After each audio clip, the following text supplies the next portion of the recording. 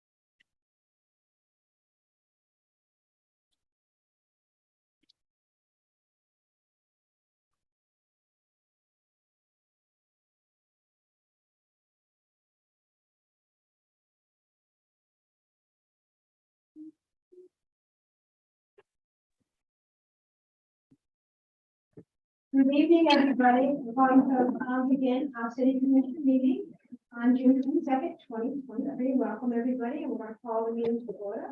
Let's start with invitation. Pastor Margaret, would you please give us an invitation? Good evening, everybody. Father, we thank you once again for this day. We thank you for your loving kindness and certainly for the multitude of your tender mercy. God, here we are again. We stand in your presence. We pray, God, for the leadership of this committee, that you would bless their works, God, that you would bless their hearts and minds. Give them directions, give them instructions, give them what to do and how to do, God, in the name of Jesus. And we thank you for all that you're doing for the city. Continue to lead us and direct us and guide us. In Jesus' name we pray. Thank God. Amen. Please join me. I pledge allegiance to the flag of the United States of America and to the republic for which it stands, one nation, under God, indivisible, with liberty and justice for all.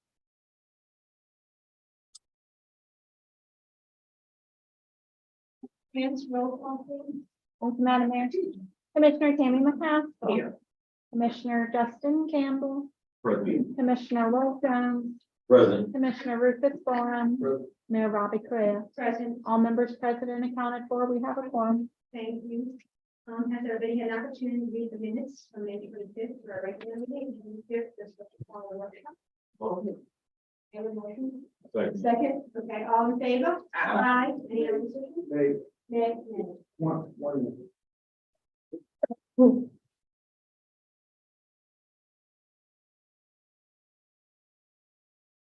We're going to go into public recognition presentations. We're going to start with the proclamation for Small Cities Month. Mayor, if we may go back, is there a point of clarification regarding a correction that needs to be made, or is just the open name? I just want to verify that.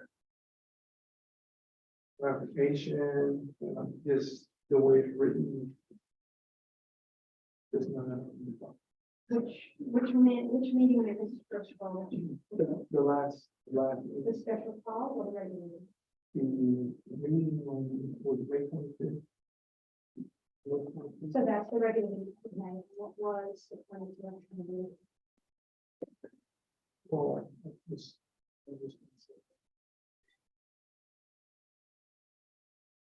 Do we need to?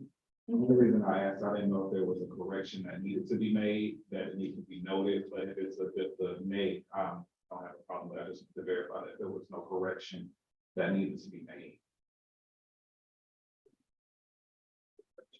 Okay, and if I may ask, and you can say maybe, was it not thorough enough for you? Would you like more to be written or just your? Well, the comment was made by board members that everybody was present. So it appears that everybody was present for the meeting, based on their conflict with the meeting. We can do it for everybody. So if I may add, Madam Mayor, if everyone wasn't present, that correction needs to be made, and we need to note that in the minutes. Am I right, or do I need to consult with legal? If Commissioner Borum has a correction, and he says that correction, then yes, the legal needs to be made to with that correction. Who wasn't present? Well, technically, I don't think he was present I for was that there. particular meeting. I was via Zoom. And I was present, and I left the meeting just before I heard the discussion about the book of farming, about Fred Green. I mean, I'm sorry. Hey, Brian, I heard all of that. I was present, so I left, I dropped off, and it was noted that I wouldn't be I would drop off on that meeting. Well, my understanding is that you were at another function, so that's why I was saying nay, and I didn't want to go into the discussion. No, it's not to have a discussion, because it's documented, and it's regarding me. And I was present, I was in a secluded area until I left. So I was very much present for the meeting. Commissioner I McCaskill. was, I would not want to write the minutes at this time, but like I said, that's my position. Because the discussion was brought up, my question would be, would you be considered present if you were not attending and in full attendance of the meeting?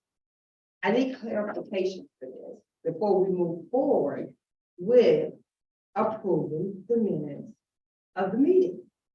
I need clarification.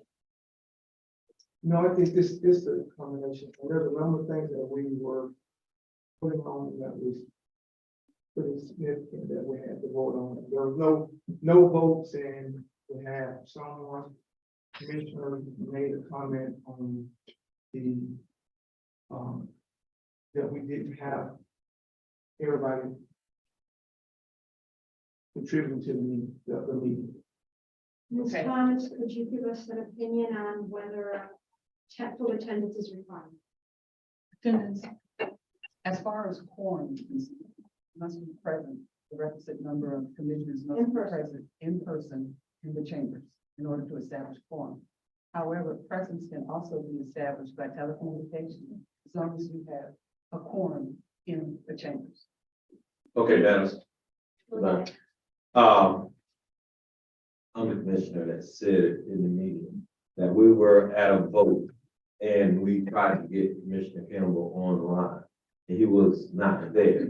So I said clearly, Commissioner Campbell is not voting on this issue and it should be noted. So I don't know, was it noted properly, Mr. Moore? That was you speaking on? On that vote, Commissioner Campbell was not. Check the spread. I think it was part of, they didn't participate in the vote. So that was, you believe this is noted? As it appears on the screen, it's indicated on page 5.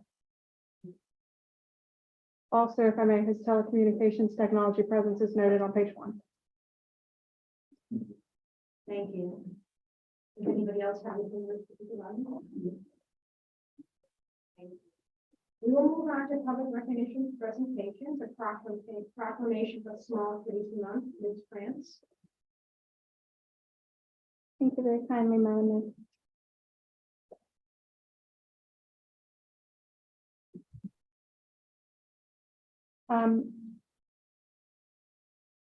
Would it be appropriate now to advise who we have on the line for this proclamation, or should I wait till after the reading? I would wait.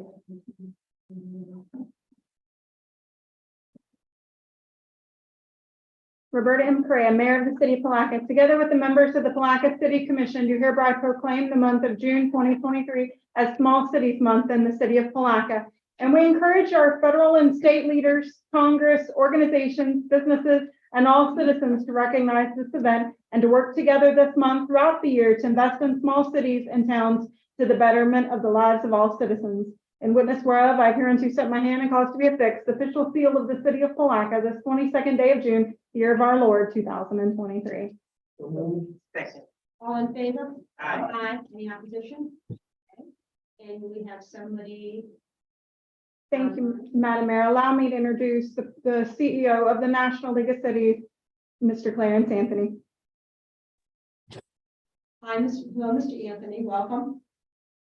Welcome, and thank you all so much for this opportunity on behalf of the National League of Cities in Washington, D.C. and the cities and towns all over America to celebrate and recognize that this is a Small Cities Month. Many of you may not know me, but I'm from Florida, a little rural town called Belglade, Florida, and I served as mayor of that city for 24 years. And the population was about 9,000 people. Served as president of the Florida League of Cities and the National League of Cities. A real strong Gator fan. So I feel right at home listening to the discussion about the issues that you are talking about as a former mayor of a small city. At the National League of Cities, this is June month, and we proudly celebrate Small Cities Month in recognition of the many things and the impact that small cities have on America, especially in Palatka as well. Because we think of the history, and I've been to Palatka and I've driven through Palatka a number of times, and the things that are happening in Putnam County and also in Northern Florida, the opportunity to create jobs, the opportunity to be able to create communities, places that people live and want to live, is what small cities is about. We may also say the same thing about large cities, but there's something about knowing your neighbor, something about understanding what is going on in every area of your community. And that's happening because we have about 76% of in our country to 80% are under 25,000. A lot of people think about cities and we always think about big cities, but the small cities and the mid-sized cities are the ones that are really driving the changes that's happening in America. So I wanted to let you know that the National League of Cities, we see you, we recognize the things that you're doing. We fight hard for small cities in Washington, D.C. And I will also say that if you look at the ARPA dollars, those are dollars coming directly to you to be able to make decisions on projects that are important to Palatka. I'd also say that we look at the initiatives. If you're looking for best practices or ideas, come to the National League of Cities and we'll show you some of the things that's happening around the country related to small cities. We're all about making sure that our communities throughout America are recognized. And so I call in. I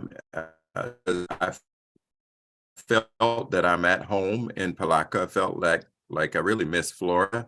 But I also know the importance of the work that you do being from a small city and being a mayor of a small city. So I celebrate with you and I say Happy Small Cities Month.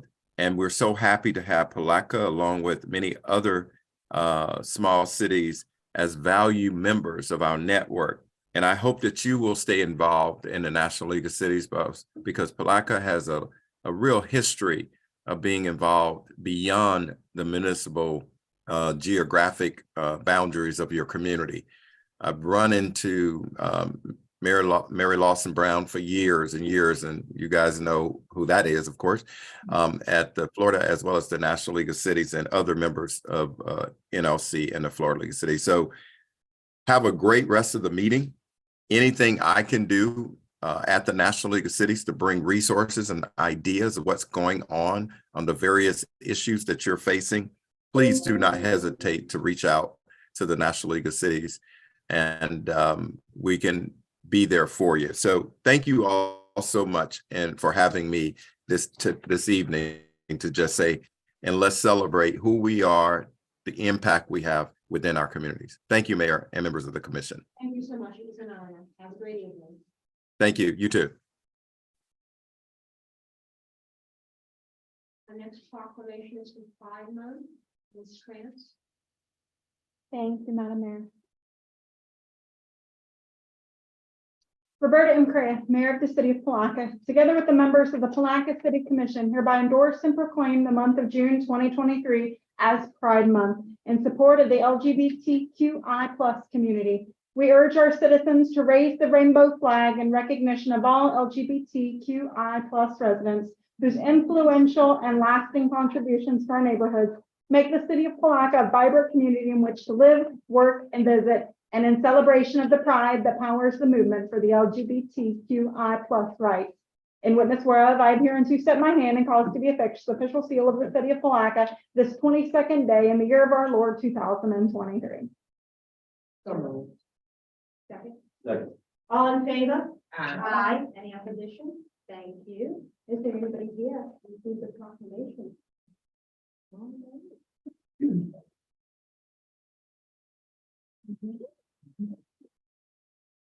Thank you, Ms. Moore. Would you like to say anything about finance? So you just want to, you can, because you're going to. We'll take some photos as well. So say a few words. All right, that'd be great. Thank you so much, Mayor Correa, and the members of the City Commission for approving and voting in the proclamation for Pride Month, June 2023. Our goal, I'm accepting it on behalf of the Putnam Alliance for Equity and Justice. Of course, our work is to make sure that everybody that calls Putnam County and Palatka home feels like it's an actual home. As we just heard what it is like to live in a small city. The advantages are that you're cared for by your neighbors, even if it's a cost difference. So we really want to make sure people in our community feel like they're cared for as neighbors at cost difference. Then we want to actually put it in place in our policies and our procedures and the way our government operates and supports our people here in our county. So thank you very much for taking one of the steps that you can do. Make sure people feel like this is an actual home. Thank you.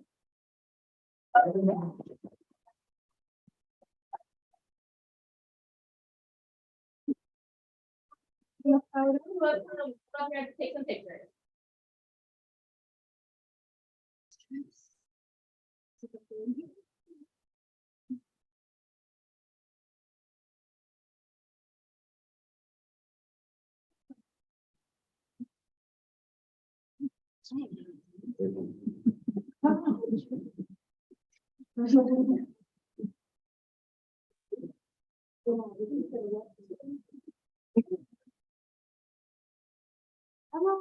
Come on.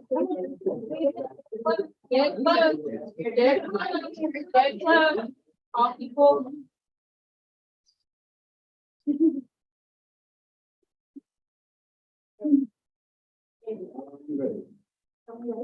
Are we ready?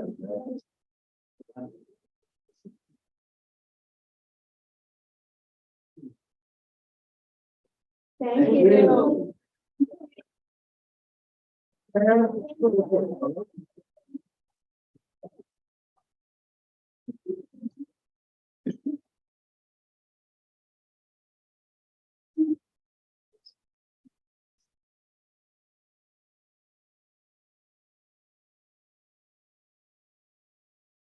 Next proclamation is in honor of Emma Boyd Hines. I'm sorry, that's me that was already said. Irma, I'm so sorry. Irma Boyd Hines, 94th birthday on June 30th, 2023. Thank you. Now therefore, I, Roberta M. Correa, Mayor of the City of Palatka, together with the members of the Palatka City Commission, do hereby proclaim June 30th, 2023 as Irma Boyd Hines' 94th birthday celebration day in the City of Palatka. And we congratulate her long-standing dedication to the community as a civil rights activist and educator on this, the occasion of her 94th birthday celebration. In witness whereof, I hereunto set my hand and cause to be affixed the official seal of the City of Palatka this 22nd day of June in the year of our Lord, 2023.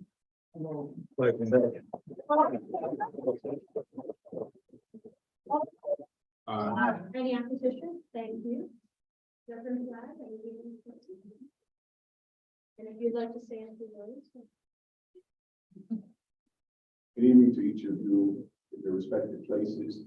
Very honored to receive this proclamation on behalf of Mrs. Irma Boyd Hines. She is going to be on the morning train, Amtrak coming from Maryland for this weekend for the festivities. Mrs. Hines is not a stranger. At the age of 2, her family moved to Palatka. She was born in Jacksonville, and she, along with her family, will be gathered here, coming from all the various different parts of the country to honor her life and her legacy. A phenomenal woman who has given her life, her service, and her time to this community. She serves as Deaconess Emeritus at Mount Tabor First Baptist Church. She's a 75-year member of the Delta sorority. And the sorority will be in the worship on Sunday morning along with her family to honor her. And on next Friday, that's when the Magic Step 94 will come up in her life. And she's very active in her church in Maryland. And we're just grateful for the services and all of the years of commitment and dedication and loyalty to her family, her faith, and her communities. Thank you so much for having me.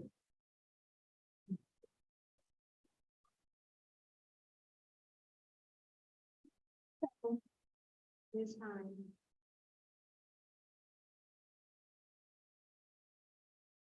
Thank you. Thank you. Yes, sir.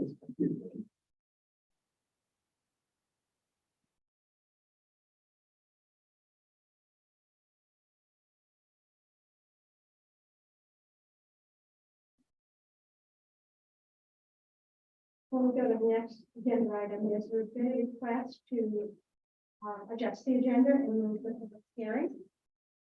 Is there a motion to do so? We can put it at this I point. made that request, so I'll make a motion, and then I'll have that movie. All in favor? Aye. Any opposition? Okay, thank you. So we're going to go right to public hearings.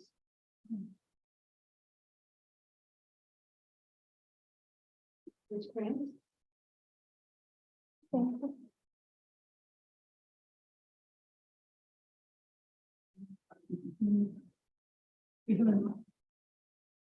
Thank you.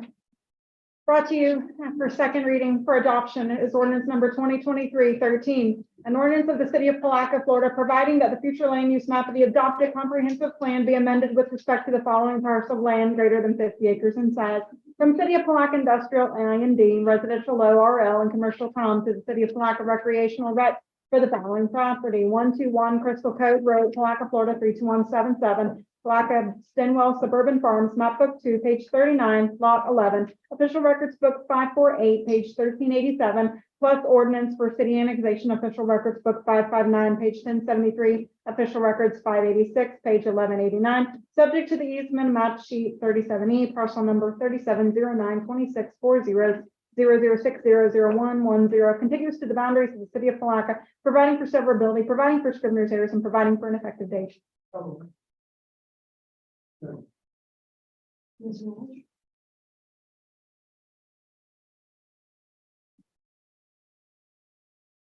Good afternoon, Madam Mayor, members of the commission, Lisa Welch, planning director. This is the second reading for this land use amendment. It's, as you know, it's for the Crystal Cove RV Resort Road. I am here to answer any questions, as is the applicant. If you desire more of a presentation, that can also be made. Does anybody have any questions in the board? Okay, I'm going to open up to public comment. Is there anybody here for public comment on this topic? Seeing none, I'm open to public comment. All in favor? Aye. Any opposition? Thank you. Can we do the next person? We don't need the motion. Thank you, Madam Mayor.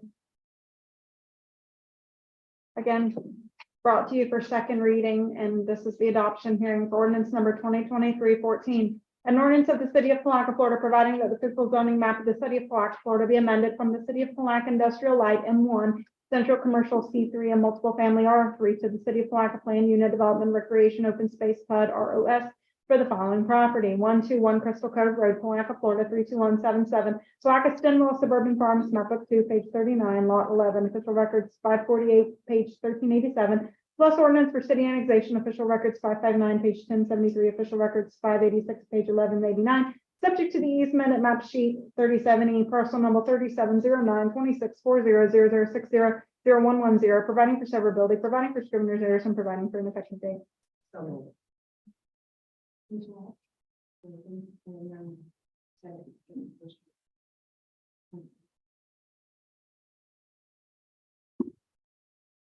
Used to be the annexation.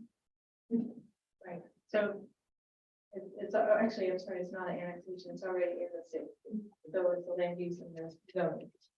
That's all it is. Anybody have any questions on this one? Just have one question before. Sure. Haven't heard, no one spoke here, but have you had any opposition from any of the, homeowners that supposed to code everything out? Just wondering. There was one resident there, Mr. Leary, that wrote in and asked for some consideration about feral hogs on the property. But I didn't feel that rose to the level of having to be put into an ordinance. Thank you. I'm going to open up to public comment. Is anybody here for public comment? Thanks. No, for this particular topic? Oh, no, not that one, sorry. Thank you. Seeing none, we'll close public comment. We're gonna move back to our regular scheduled agenda. City manager, Mayor Corona. Oh. Yeah. All in favor? Any opposition? Thank you. Mayor, we have one more item under public recognition and presentation that's here in the spotlight. Okay, I was in the spotlight for you a month.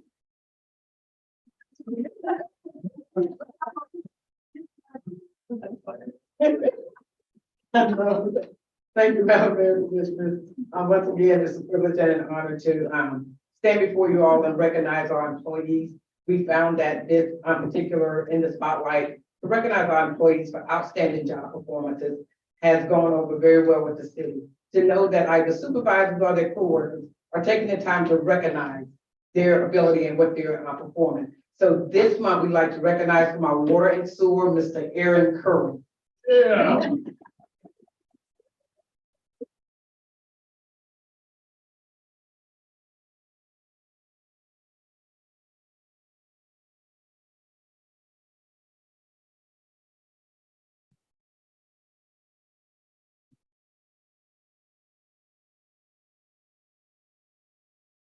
And you don't have to sit down here. Okay. So as a primary point of contact for Public Works, Aaron has provided and continues to provide an exemplary level of support to multiple large-scale infrastructure improvement projects. At this point, and last year and a half, valued at over $13 million. Over the last year, this list includes South 14th, South 15th Street drainage upgrades and reconstruction, 3 potable water projects on the St. John's corridor, the downtown streetscape work on the intersections. And I think we can all agree that we're all aware of some of the challenges and public opinion and issues that went on with those. It takes a lot of courage to stand up there in the street. Public Works supervisor, sure, you know. But he you know, you're out there, he's representing the residents and a lot of interface with the residents, business owners. His extensive knowledge of the existing utility grid and city services provided an invaluable service to the contractors and layers of subcontractors for problem solving and troubleshooting issues. In addition to day-to-day support, Mr. Kerwin routinely responded to numerous requests for emergency repairs and support during nights, extended hours of operations, and weekends. We thank you, Aaron, for his support and appreciate his part in making these projects and others a success.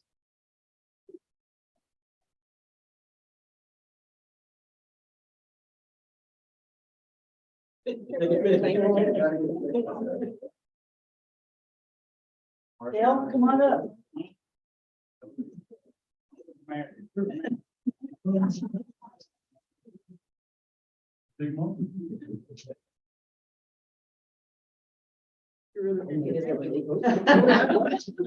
agree with it all.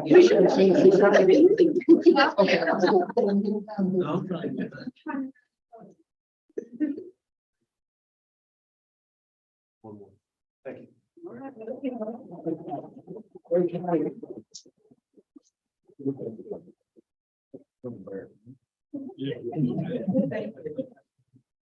City manager and administrative reports, please. Thank you, Mayor. The first one is a real quick update. We'll probably talk about this further in your first budget workshop, but we were provided notice that there will be a substantial increase in our Florida Municipal Insurance Trust premiums this year. 100% increase for property insurance, 7% for auto, 2% for liability, and 5% for workers' compensation. As is right now, there is one other city that has gone out for requests for proposals that I know of, that is Leesburg. And before I left for vacation, they were making a recommendation to award to stay in contract with Florida Municipal Insurance Trust. However, I had at least one broker reach out to me saying there are some other options. So we'll make sure this is on your workshop agenda if you want to direct staff to solicit additional proposals. Thank you. The second one is an update on Blue Crab Festival, Mr. Cutright. I think he also has some updates for community affairs as well. And we will be seeking some direction on this item following his report.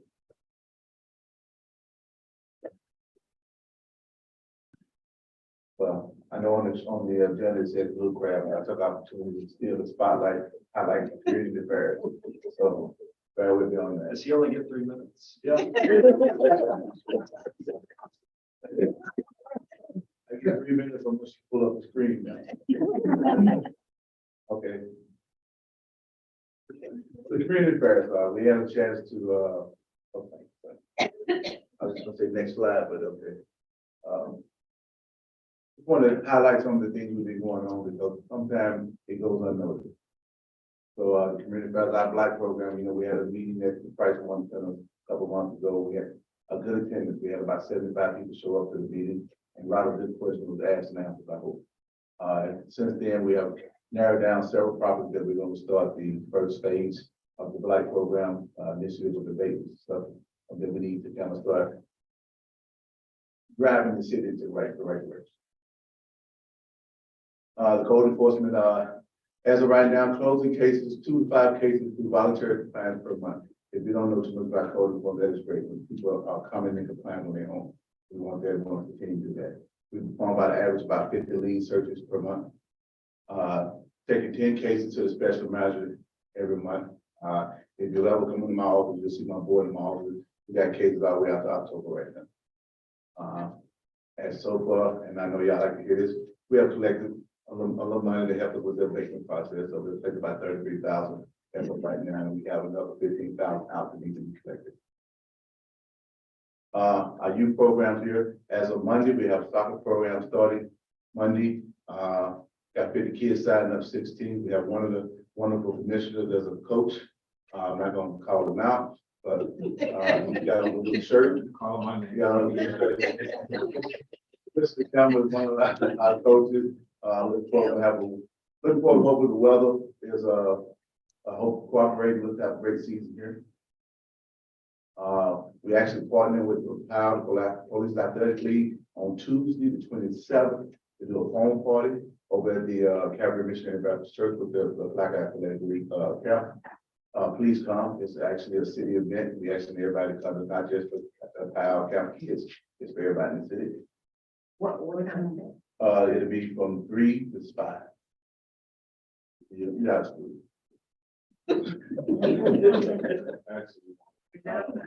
We extended to y'all get the whole phone. As you know now, we have the mayor's health challenge going on right now, and we actually going pretty strong. The mayor's came a couple of times and we showed up. We have had a lot of activity on our Facebook page. 386 gives out free energy drinks to everybody participants that's in the program. That one guy up there, top right, he's very engaged. Unfortunately, I'm gonna give him my staff. I should have put that picture in there. But it's going pretty strong. We have the next page. You'll see some of the things we got going on. But as you can see, kind of like the bit schedule goes through. We have aerobics and stuff with Ms. Lynn, that she teaches the Zoom classes. We have yoga on I think Tuesdays and Tuesday mornings and Wednesday afternoons. And then we have fitness training with I won't quote the name, but it's a Stream Fitness. I think his name is Rudy. You know, coming up soon here, we have our wonderful 4th of July festivity. You know, it's always good to have y'all come out there and let your hair down, those that got hair, and all your hair up. Enjoy the festivities. The hours will be from 4 p.m. to dusk, so 4 p.m. to about 9:30 when fireworks go up. All right, what y'all want to know. The Blue Crab, in my eyes, was a great event. We had probably about 122,000 people come through the city over the 4 days that was here. We had roughly $21,000 in staff and permit fees that was paid through this one young lady behind me. TDC funding with paperwork, so we're trying to allocate about $48,000 in collecting funds, and then we had about $7,500 in sponsorship donated to us. And all in all, I sent a report earlier this week. At the end, we had about $11,000 that it cost the city for one event. So these are some other events that we've done over the years, over the whole year. The Bass Tournament over the year, the Bass Tournament, we have had the 69 annual mud race, 24 annual Azalea Festival car show, which was wonderful, the biking 5K, and the soapbox derby, which we had of our own. Or acting city manager, whatever name you go on. And you can see the picture up there. We're gonna start the food truck Friday back here in July. It's gonna be the end of the month Friday, third Friday. We're looking for vendors and everything, and also looking for different ideas for it. And then we got flag football that's registered opening up on Monday, and we're gonna run that in September. And it'll be hopefully knock on wood, we'll be using in the back of the Nicky facility. And I will let Ms. Vanetta answer any questions that you have on the group perhaps. And I will let her give her any statement that she wants. So as Ms. Cebollero is coming up to the podium, I want to take this opportunity to kind of ask for some direction here. It's important to note that Blue Crab Festival was a success this year as far as attendance and financially in terms of how we do it from the city. It was very limited in cost. It did not exceed $12,000. However, it's important to note that that is on the back of TDC funding, and that will not last in the years to come. That funding is essentially there to help stabilize startup festivals. So we're very grateful for our partners at the Chamber and the Tourism Development Council. I believe Ms. Cebollero wants to present to you a number of options, but her intent is to get direction from the commission sooner rather than later so that she can begin planning, if that's the will of the commission, for next year. Your current contract does allow for 2 one-year extensions, and that is one of the options. I believe Ms. Cebollero is going to present to you, but I will let her do that. But before Ms. Cartwright leaves, I just have a question. I noticed that vendors were $7,500 from the vendors. I don't know if those were the only vendors that we had that was posted up. But do we have a challenge getting the vendors as in prior years or what? Well, I misspoke. That $7,500 was not vendors, that was sponsorship that we got from the. I meant sponsorship. Sponsor. Well, we had a drop down from last year. Last year, I think we had around about 10,500. That can come through like they normally have, but you know, they've been giving so much throughout the year. We had a few organizations decided to decline to give this year because they said they were repooling their money to other opportunities. It was a drop. We was actually hoping we get more, but we just didn't get no more. About 7,500. So, you know, well, you know, I know it could be people perceive the session or what have you, but it's a community event that probably everybody benefits when that many people come into an event that we're hosting, and to be a part of it will be a benefit for our community partners. So my question, it's not really a question, it's sort of like what the interim city manager said, you know, looking for other areas to get revenue to support this event because of the TDC money and the funding that's going to be limited. Could we actually either push for more support from community affairs or even from the Ms. Cebollero again? You know, so that would be just personally from looking at this and these numbers, you know, I would suggest those things.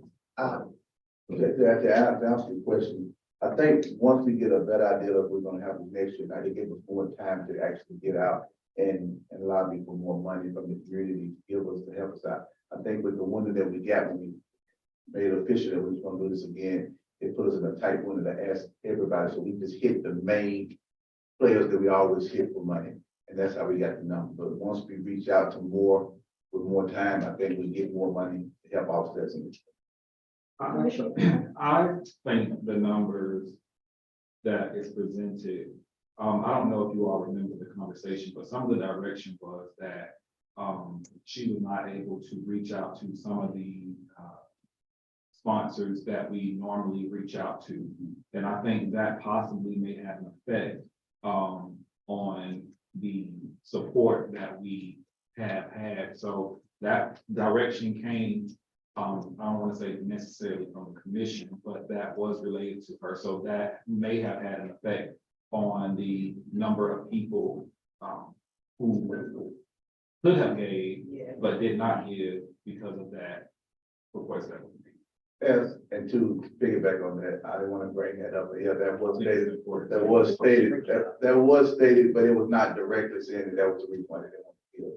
But it was one of the causes that they felt that it was, we were handicapping her, and then who she could act, that we can act. I'm not gonna, I refuse to try to give names to that right there, but, I think, The reason I brought it up, because I think if we are to move forward in order to maximize what it is that Commissioner Jones has brought to the table, we can't have that kind of stipulation. So that's why I thought it was very important for that to be mentioned, in the event that we do move forward, that we don't, I would recommend that that stipulation not be there, because if a person is willing to give, let them give, regardless of how many times per year we ask them. If they have the capacity to give, let them give. Yeah, and that's sort of what I was leading towards, because we shouldn't try to pocket it as the city of Palatka. It's the city of Palatka, Putnam County's Bluecraft Festival. So we do want to partner with everybody. So that's this commissioner's point of view. And I think pretty much everybody does. Absolutely. We got people who directly benefit from, especially the businesses that's in the core downtown area. They are directly benefiting from hotels, restaurants, and everything else. And again, we need to also think about county, given the county, we have a lot of partners that we can reach out to. So again, and we need to figure out if we're gonna do it, if we're gonna let her do it, then we'll do restrictions. Samara? Hi. Nice to see all your faces again. Great to see you. One of us things I forgot. Did it? I'm happy to report she's also paid her special event fees as of tonight. So Great, thank you. Yay.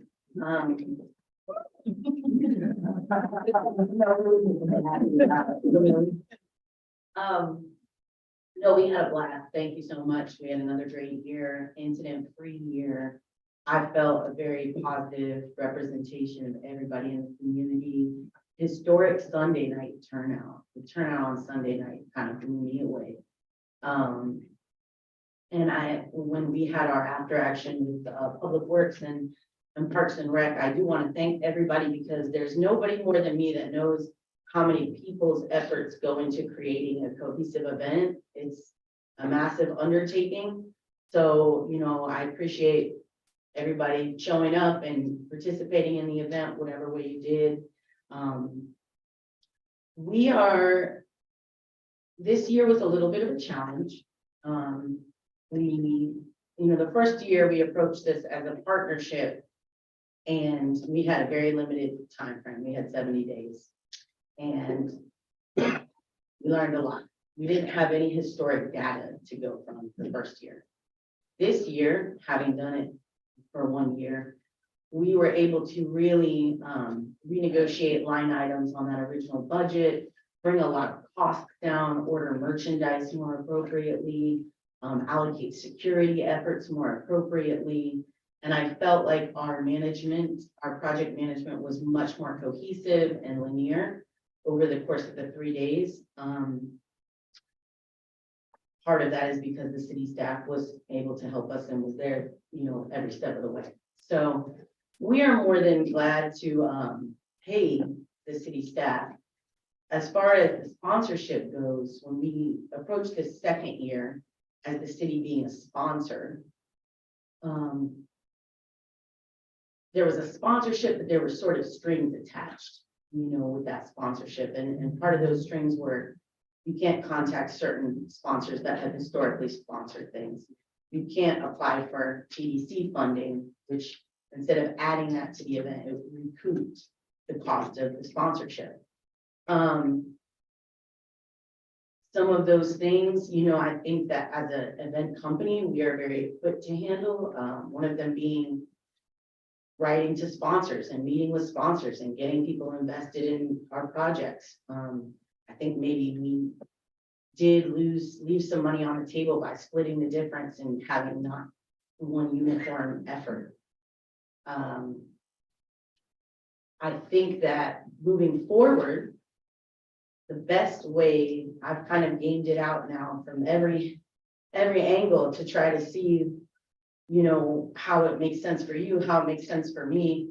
I think that approaching it as a sponsor, whatever level sponsorship that is, if it's $20,000, if it's city services, if it's 50, whatever it is. As Mr. Jones originally said, there have to be deliverables on sponsorship. So that $75,000 sponsorship last year went towards national celebrity talent. We had 3 headliners. By removing that, you remove the guarantee that the community buy-in is going to cover national headliner costs. So in allocating sponsorship dollars towards that, and then allowing us to reach out to sponsors or apply for TBC, it means I'm not buying fireworks out of my pocket, which I did this year. And fireworks are going up. So part of that, I think, is a good option. The second option would be, that we apply for a special event permit, the same as anybody else, directly to the city. And we, you're welcome to treat us like a civic group. And, the difference between a civic group performing the duties that I perform is I have paid event staff. I'm not reliant completely on volunteers, and there's a certain caliber of service you get when you have paid staff, and it's a sort of a you get what you pay for scenario with the festival. The prices aren't coming down anytime soon, and cities want festivals all over. It's a big community buy-in. I think the community support is there for it. I felt like it was well executed, and I'm open to hearing any suggestions and criticisms you have. Get me. I have one, but I like to not share, because it can be a way when you can potentially recruit even more funding as it relates to, more of the profit end and opposed to have a real tight margin. So I don't know if I want to share that in the open space. I mean, you want me to share it? Not sure. That's pretty amazing at this point. Maybe she can have when we have the music, people can pay a small nominal fee. Not, when you have what, $5 or $10. Listen, I'm a promoter. I make money off of tickets at gates of music festivals, and I will tell you, you're correct. You can make revenue that way. You can generate revenue that way. But the premise of a 30-year free music festival that is represented in the community will not be well received if you tell everybody now it's $10 for you to come. And I agree with you. I mean, that cuts your costs. And well, I had other ideas. I just didn't want to just kind of go all the way down through the whole list of them. So I don't want to throw out it's got ideas that I like to share. But it doesn't hurt to bring. Right. No, I want to hear it. I want to hear them for sure. Yes, you can kind of briefly visualize. So just, I have a statement. The Blue Crab Festival was a very nice event for the 3 days. And as I was downtown meeting with folks that came from Jacksonville, they actually had a jazz festival that weekend, but they chose to come to Palatka. And that jazz festival was free as well. So you're gonna have a competition throughout the area. And I think you know that. I mean, it's your business, so you know that. And so to put a fee on it, you're gonna stop some people, because the ones that are traveling include that fee of gas. So Right. I'm just saying, I don't know what, that's not my business or profession, but They had Shaka Khan for free, and I can tell you if I wasn't at the Blue Crab Festival, I would have been I would have there. probably been at Shaka Khan. But I also, I ran some math with 100 and, you had actually, and I will tell you this, and News for Jacks told me this, several digital marketing outlets told me, your attendance on Sunday was higher than the Jacksonville Jazz Festival attendance.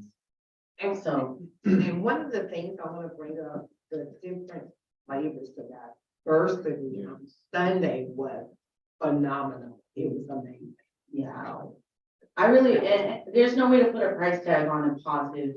You know, that's a spiritual reward, not necessarily always an economic reward. So I definitely understand that it has to make sense on paper as well, but I will say I was proud to have part in it because the culture of the event, by the end of the event, Yeah. I felt very, My only thing, that I would like to see, I don't know if this is an opportunity, but in the kids area, I would like to see something that's a little bit more festival style, with rides. I personally, didn't agree that bounce houses was the most especially compared to last year.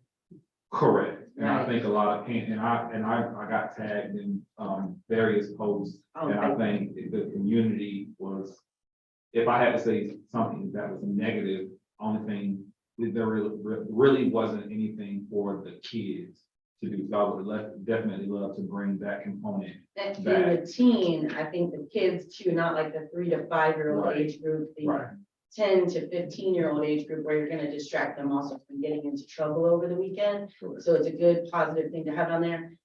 Carnival rides, all of that costs more money.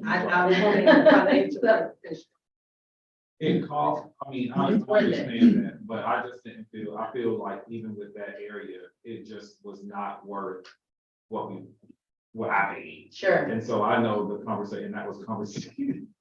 That was this conversation that, again, I was tagged in on social media, but if that's something that we can do moving forward, please consider that. sure. When you reached out, you said there was the one big person that came the year before. Sold they sold their Right. carnival So that's why they didn't have it this year. this year. So they gave me the contact of there. It was too short of There's notice, a timeline. too short of a timeline. So that's why we're on June. I got hit with that as well. The city got me. Sure. Or saying, well, you guys need to do X, Y, and Z. Well, most people don't understand and know it's not the city, it is. Right. You're the coordinator. Promoter. Promoter, the whole national. Sure. You get to decide what you want to bring in, so we can make, make suggestions. It don't necessarily need to happen. Well, it all fits to scale, you know what I'm saying? It all, The community doesn't need to know that. I just want that to be on the record that absolutely. it's not. The something the city's city- programming decision, Correct. it's the promoter's. Absolutely. How did you cook in that? How did you do that? Prayer program, but But I think, a point, maybe with our public information officer, now that we know about, the rise and what happened, that the intent was to bring possibly some rise, some of the constraints that we had, sure, the finance, the business was sold. Maybe that's something potentially next year that we can be looking to bring. So if absolutely. that can be put out, that would be great, if we can, so that can be something that our, community patrons, Looks forward to. be looking Sure. forward to. I mean, So I wholeheartedly agree, and to kind of bring this thing back to full circle, I think we have to now make a decision. You do, but I think, Mr. Burns wanted to say something first. Yeah, I just kind of want to summarize the directions as we see them. So we see two options in front of you right now. And what may help you make that decision on which path you take is, do you want to have control over the festival in addition to what you normally have when doing a special event, or do you not? If you do not, you could let Ms. Cebollera and her group submit an application to hold a festival on Memorial Day weekend, just like anyone else. And your staff would review that application on the special event process and bring it to you for approval. If you want more control, that would probably mean staying underneath your current promotion agreement with her group, RQ Music. And let's say before, you do have 2 one-year extension options. So this will be the second. Yes, it would be the first extension. Does anybody want to speak to that? Option one or option two? Go ahead, Commissioner Clay. Just clarity on what will we get.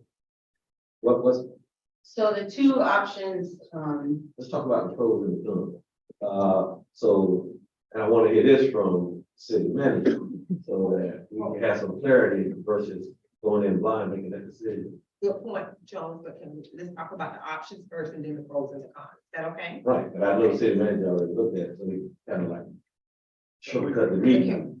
I get that. Out loud first, and then, I mean, the options first, and then the pros and cons. Well, Okay, it may be helpful if I give you some of the pros and cons as it relates to the options. Thank you. So if you stayed under your current agreement, the way it's structured, you probably want to renegotiate the financial contribution because there's no guarantee of TDC funding next year.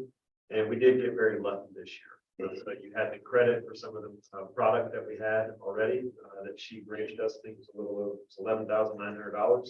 And then we got close to $50,000 in TDC funding. City's financial contribution way down. I know Ms. Avalera has thrown out some numbers, but I think those are contingent on us removing the condition for another contact previous city sponsors, of which there were 8. So we talked about bringing that number down to $50,000, but there would be no restriction on who she could solicit sponsorship from, correct? or applying for, The TDC funding, yes.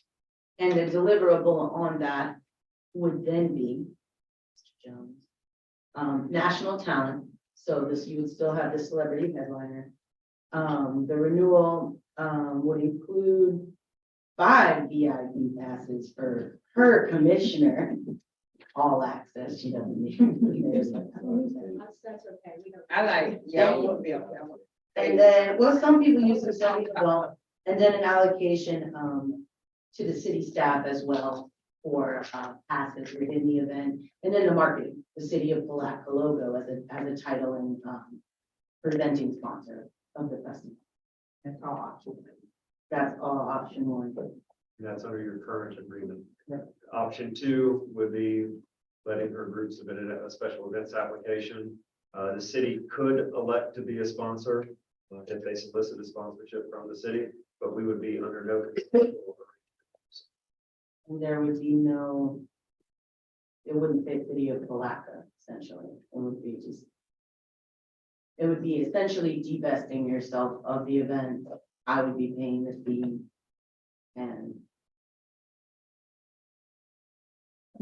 there would be, the celebrity headliner would completely be reliant upon the community buy-in sponsorship. And I still would send you guys a sponsorship package, but it's not the current contract.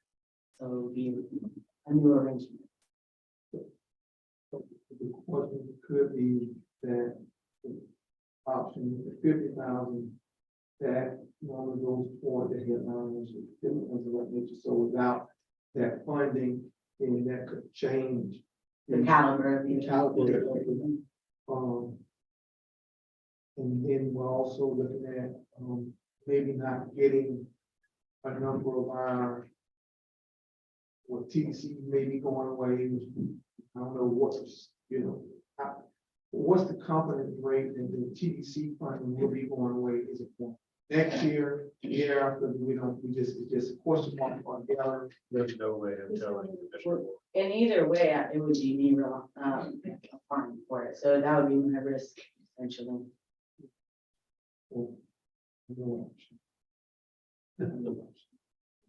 Anybody else have any questions?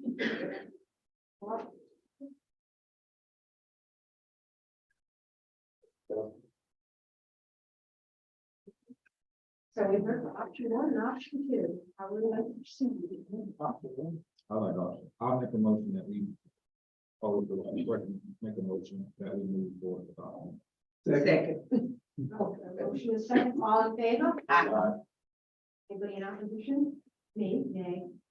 Okay, so to be clear, we will prepare an extension.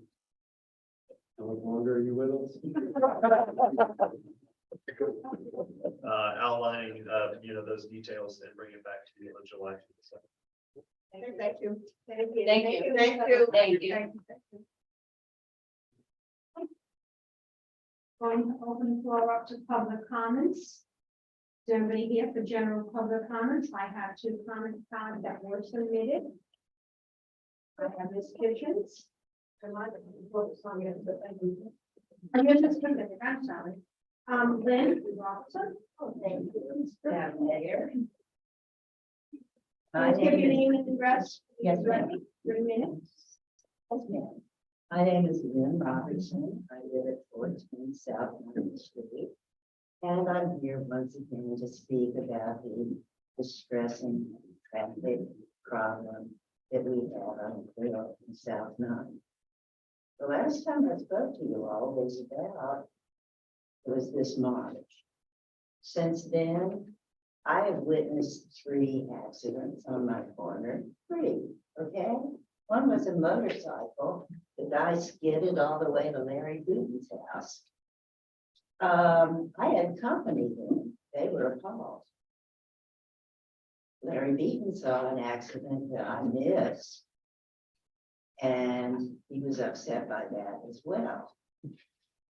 I just did a little real simple math because I'm not much of an algorithm person or mathematician.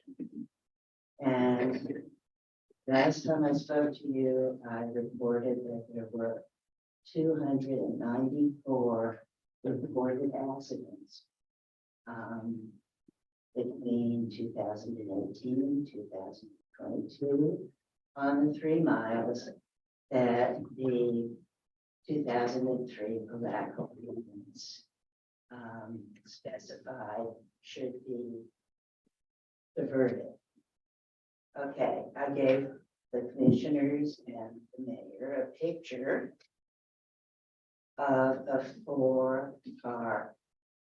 Actually, the Palatka Daily News said more than 4 cars and numerous ambulances were witnessed taking people to the hospital. This is within the 3 miles that should be diverted. I looked it up. A single car accident costs $5,700. One, and that was 2 years ago. Okay, so just yet again, a little simple math. So the 294 accidents, minimal, not even ballpark. That's $1,675,000 plus $800. That is a lot of money. And that is the money that Palatka citizens are having to spend because they travel on South Crillon 9, State Road 20. No, I think this is unconscionable. People here work, they have children, they have to grocery shop. A car accident subverts all those normal activities. How's that child going to get to school? How's mama going to get to work? We don't have buses. Not much of a bus anyway. So the signage is very, thank you for putting it up, but it's more than effective. There should be a sign like on Reed and Second. Please finish up. Yes, ma'am, I will. Okay, signage. We need the signs to say where to go. Where to go. The one on, Okay. the one there is like no direction.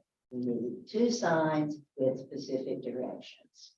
And it would be nice to have a little enforcement. Thank you all very much for your patience. Thank you. Mr. Best. Please name and address for the record and the other 2 minutes. My name is Eddie Best. I live at 200 Hayes Drive, Interlachen, Florida. I suffer from mental illness. We have agencies in our state and country here that, we're not taking advantage of. I'm here saying the same thing I've been saying 15 years. We have these agencies here close to us, and we're not using them. The people that have the illnesses like I have, which I will never be ill, I will never be normal again. It was from working for a city in the United States. I will never be normal. We need services here. We don't have them. Why we keep looking away, I don't know. But this is what we're going to. At this point, few people I know with mental health issues, we have civil issues where people come and take our money and walk away. We try to get civil help here, legal help. There is none here. There's none here. And yes, I'm getting angry because they went into my pocket and took $10,000. How do we? And then you go to the legal aid people, we can't help you. We can't help you. We can't help you. How do you live? You don't take my money and walk away with it. And as far as me getting service to repair this vehicle I bought for 10,000 more than it was worth, and I was tricked into doing that with that new little computer chip. I asked the gentleman at the store, give me paper so I can see what I'm signing. He asked me to sign this computer. Give me paper. No, you have to go to Staples and get it. I go to Staples and get it, come back. Now everything has changed. You can't get your car fixed. And I took the car was damaged. I said, if you fix the car, I'll buy the car. Yeah, we'll fix it. And we'll be a rental car when we fix it. Now, another gentleman, people came, he went to sell his house. A $40,000 house, beautiful, beautiful place. The trick, legal person, that forced this deal, gave the gentleman who owned the property because he has a mental illness. They gave him $5,000. Now he's trying to get his property back again. This is what's happening to people with mental illnesses. There's no civil help here for it. People sit behind you. They said, no, we can't do that. We can't help you. We can't help you. How do you take my money and walk away? Thank you. Thank you, Ms. I was hoping I'm out to speak. So Beth, if you will take just a second. Thank you for coming in. You've been coming in a lot. And I understand that you're upset. Okay. But on June 5th, we held a special workshop and we spoke about our ARPA funding. And one of the things that we addressed is possibly address the mental illness. So. You're taking money from our pockets. Yeah, we do. And we're gonna have another meeting, right? That's right. Did we go ahead? I can't remember if we set the workshop date for that. Yeah, we do. Okay. So we're gonna set another workshop date and we're gonna address that. And we would like to get a team for years open. That's right. Okay. So you know. Thank you so much. Right, we may not be able to do much. Yeah. And we may not be able to do anything, It's a start. but it's going to be on the table. It's a start. Thank you, Mr. Dance. There is another public comment from Ms. Chadwick that I see she has the meeting.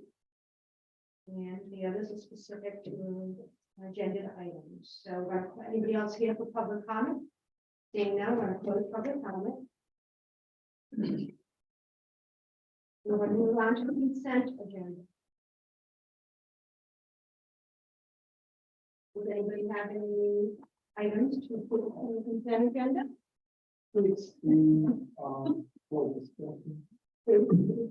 Six.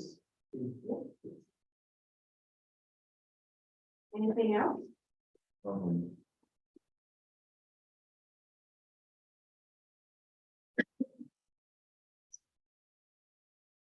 That's what special is. And you. Is that all? Okay. I'll make a motion that we accept the consent agenda excluding items C, F, and G for consideration. Second. All in favor? Aye. Any opposition? Thank you. Steve? Thank you, Mayor. We actually have our realtor here, Mr. Mark Spalding. And I believe we have one of the buyers present as well as one present by Zoom. We did receive an offer. I signed the offer contingent on commission approval. That offer was for market. You want to take this? You want to You're speak welcome about to. Mr. Spalding? Thank you. These are Madam Mayor Commissioner, Mark Spalding, 3400 Crow Avenue, Coldwell Banker.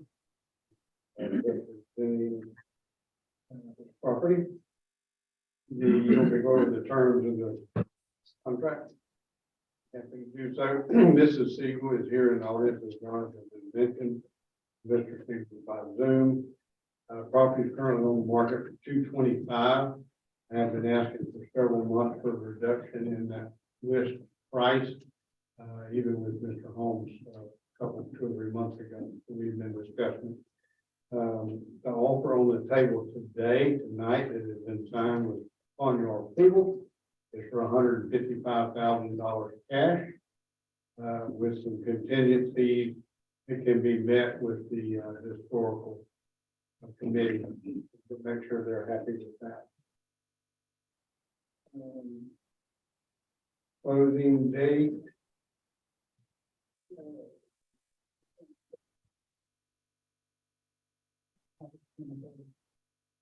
August 3rd, 23rd. There we go. Maximum closing date would be August 23rd with possible 2 60-day extensions. And was there also contingency on the adjacent property that has already been sold? Yeah, it's contingent on purchasing a portion of the property that we already sold to another buyer, as well as Mr. Spalding referenced the historic board. And that other property that is contingent on is under contract contingent upon this. So we have an agreement with the same contingent. And you said one of the buyers was? Yeah, I'd like to add something, and I'm sure Mr. Seagal or Mr. Seagal would say something to this effect, but as Mr. Spalding referenced, we had been entertaining the idea of lowering the asking price to $199,000. You may recall we brought it up in one of our previous staff reports and no action was taken. They're basing this offer on a couple of different things from a valuation perspective. One is it's going to need a new roof. And staff actually looked at the square footage of that roof and we're estimating it to be in excess of $16,000 in cost. And have to buy a portion of the adjacent lot, which I believe was at the price of $26,500.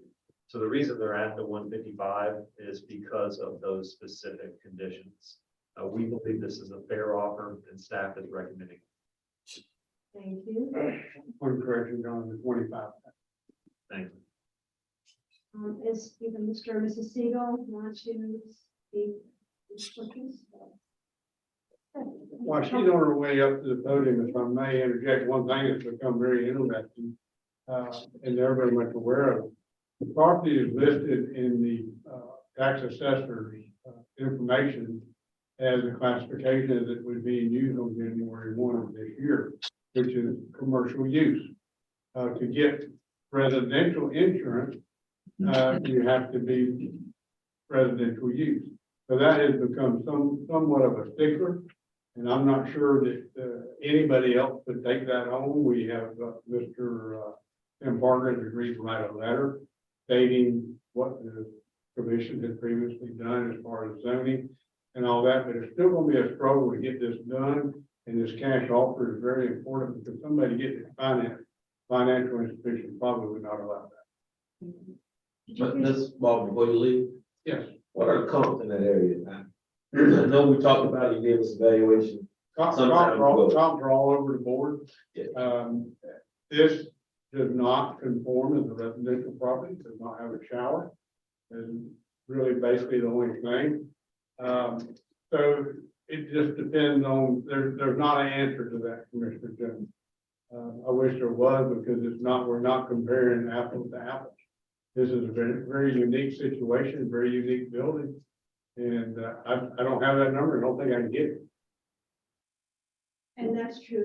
And then it's difficult to even comp any of the historical property, let alone one as unique as this. Because they're all in various states of restoration, all various components that are different architecturally from one to the other. It's really hard. I have had two other investors tell me that if you'll get to $150,000, I'll make it on. Could you please give us your name and address for the record? Nurse Teresa People, 126 United Street in St. Augustine. And my husband and I have been looking for property with small house because we have a concept, and when we saw this property, we've been living in St. Augustine, we lived there, we've been there for 40 years. And we have been to Palatka many times. We love Palatka. I loved the commission meeting earlier, all the proclamations, everything. You know, it really makes me feel good when I come here to Palatka. And my husband and I really feel a connection here. So this building, we saw it, we contacted Mark through it. The thing about it is that not only is it a commercial building, this is basically what we've learned. It's a commercial building that is now zoned residential. So you have to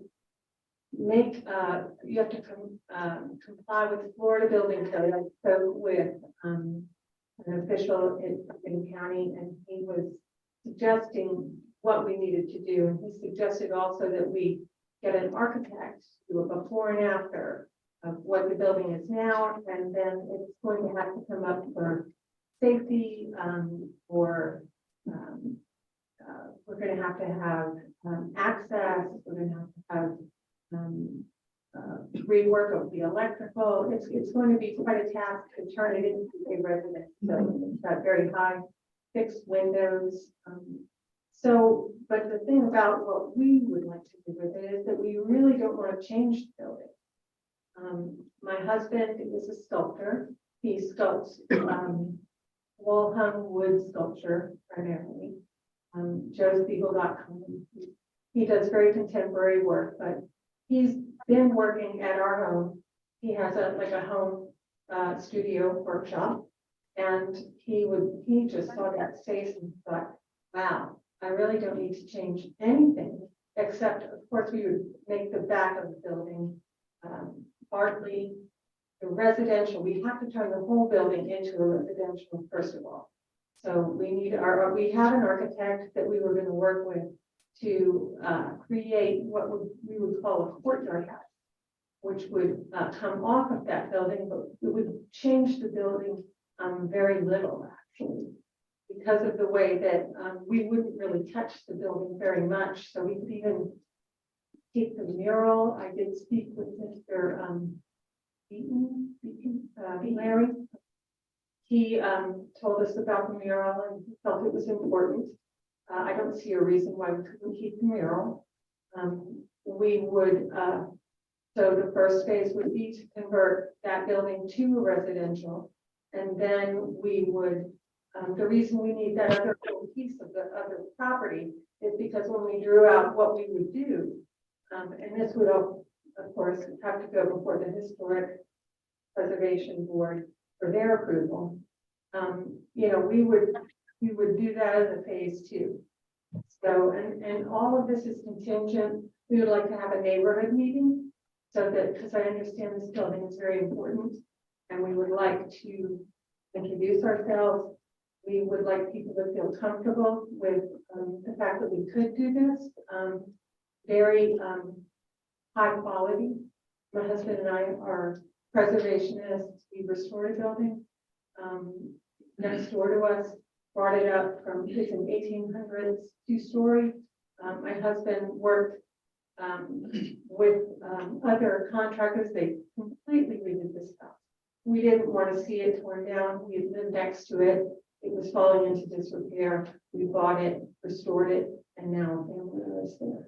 So, but for a lot of reasons, we need to move out of the location we are in St. Augustine.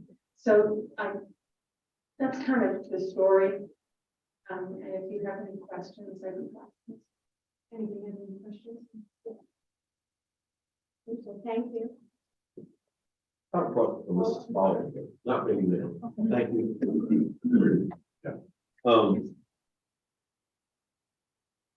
Yeah, the relative, that question that actually, you didn't answer to my satisfaction. So the question is, what are the comps in that area? So it doesn't matter about that particular building. I mean, other buildings are being sold in that area. So what are some of them? I would like to know. Mr. Jones, I don't have that in my fingertips. Basically, and the reason is they are all over the board. You can get them from $60 a square foot for residential on up to $120 a square foot. So it just, there's a myriad of facts in there that you have to put in. I do understand that. However, see your name all over. Some real estate can get pretty busy. I would just like to know for general information. But we're talking about surplus property that we have and we're gonna be selling. I would like to know at least. And this doesn't have anything, I'm for you guys about it, purchasing that piece of property. But when we're talking about selling city property, surplus, I would like to see those kind of things before. And I did not bring a copy of it, but I did a market analysis months ago. I understand. And the 225 was the very upper end of the range that the market told us that we should be in. I do not remember the bottom number, to be honest. But it was much less. And it was a range based, the range was fairly broad. And the reason was I just said, there's nothing like it, there's nothing to compare it to. So you put it out there at a certain spot, and you see where it'll go. We've been at 225, and I can tell you the exact number of days.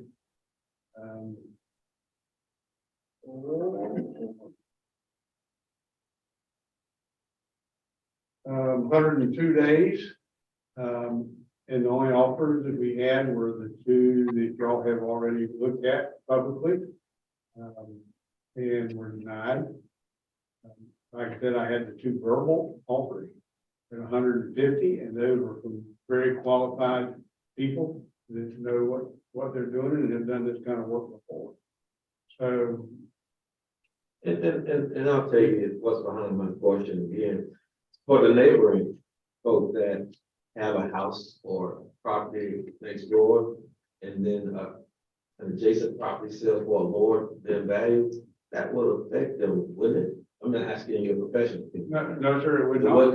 No, not at all. Because it's not comparable. So. And what I will tell you, what I firmly believe is that whatever is done by this proposed buyer at this point will increase the property value and the neighborhood value tremendously. I fully believe that. I actually would believe it as well, just hearing the Seagull speak.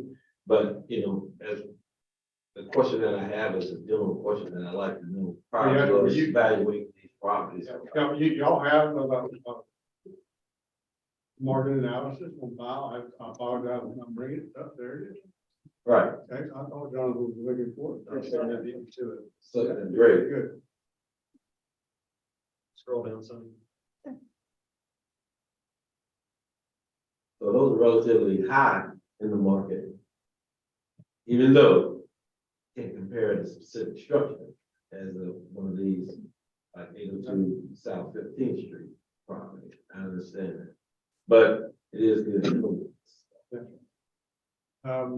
Back up to the top, does it have a date on it? February 21st. Mm-hmm. A lot has changed since then. It also needs to be noted that it would be very hard to get financing for this house. You can't get finance. I'm being nice. It's pretty much, it is a cash offer based on a lot of variables for the cash offer. And honestly, any property is only worth what it's really paid for. And we may all have high expectations, but that is the reality of real estate. Not reality, but this is it. It's even property. Very. Yes, so what we, just out of curiosity, we sold that one piece of property that they're now trying to, Not part of it. oh, just part of it. All right, thank you for your. And we do have some requests for public comments, Ms. Kitchens, on this particular item.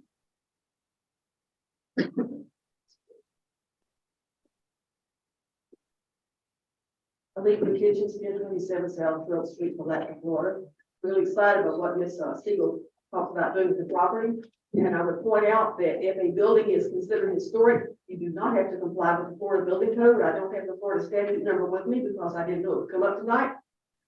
This property has always been zoned residential ever since zoning came in 1979. It's never been zoned commercial. You'll start the property appraiser could be persuaded to change the use code, as I don't think in a community meeting hall it would be considered commercial. And the adjoining property is also residential. And this building was built way over 50 years ago, so it would be considered historical. So I think that Siegel could not have to comply with the Florida Building Code. I had a concern about the sale of the property being contingent on the adjoining property, but that question has been answered since it's already under contract. I thought it had to be advertised separately, but I don't have no problem with that. On the other thing, it has to do with on page 83 of the no seller disclosure acknowledgement, in which the city of Palatka says they have no knowledge or are able to disclose any facts that may affect the condition of the real property. This property obviously has conditions because the city of Palatka, you all, the city of Palatka, stopped the South Historic District from using it, citing that it's dangerous. And one of the things you noted was the roof problem. So I think that on the no disclosure, that I think the city should disclose exactly what they disclosed to the South Historic District when you all refused to let them use the property. As far as the other part under the resolution with paragraphs 2 and 3, it talks about the city clerk and the mayor executing the documents for conveyance of title, and then it mentions the city manager. I think that the city attorney is the one that has to execute the documents, and then the other people sign them. I don't think that you all draw the documents. I think the city attorney does, but that's up to her, and that was just my concern. Ms. Thomas, do you want to speak to that, please? Thank you, Madam Mayor. The non-seller disclosure acknowledgement, the two items that Ms. Kitchens who sent me an email earlier about this agenda item.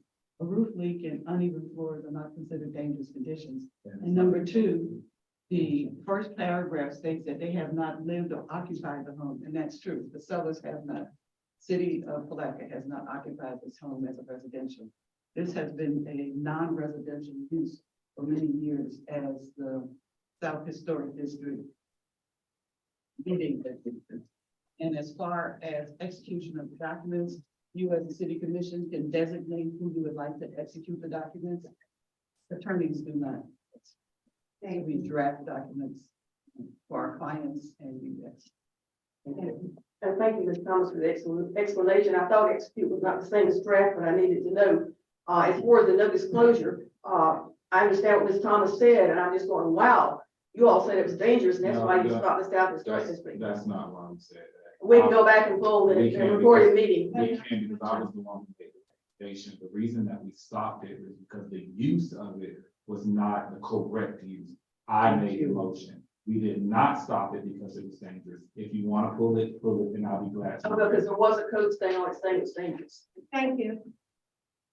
I think there was something that said the building for the roof.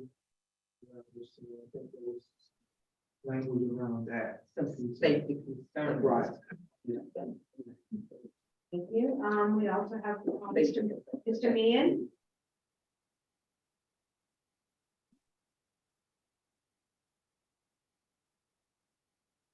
Bernard Meehan, 815 Laurel Street. Again, this is in reference to Hammock Hall. It's nice to see that this has got the potential to come back on the city tax records along with the adjoining property.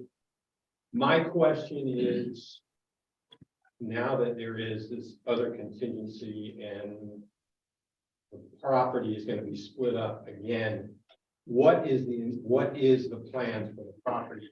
And we get a definite answer as to from corner of Kirby and Kirkland to the bounding property. Is it gonna be split 50-50?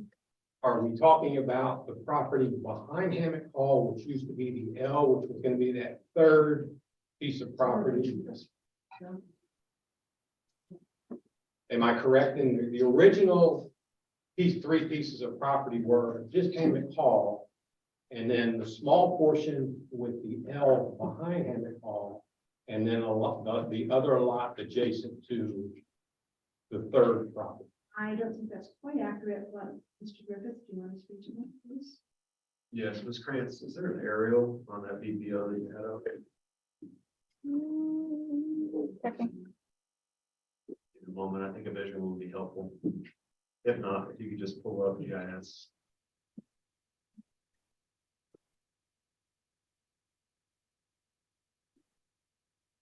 I have GIS up as well, but this is Perfect. that.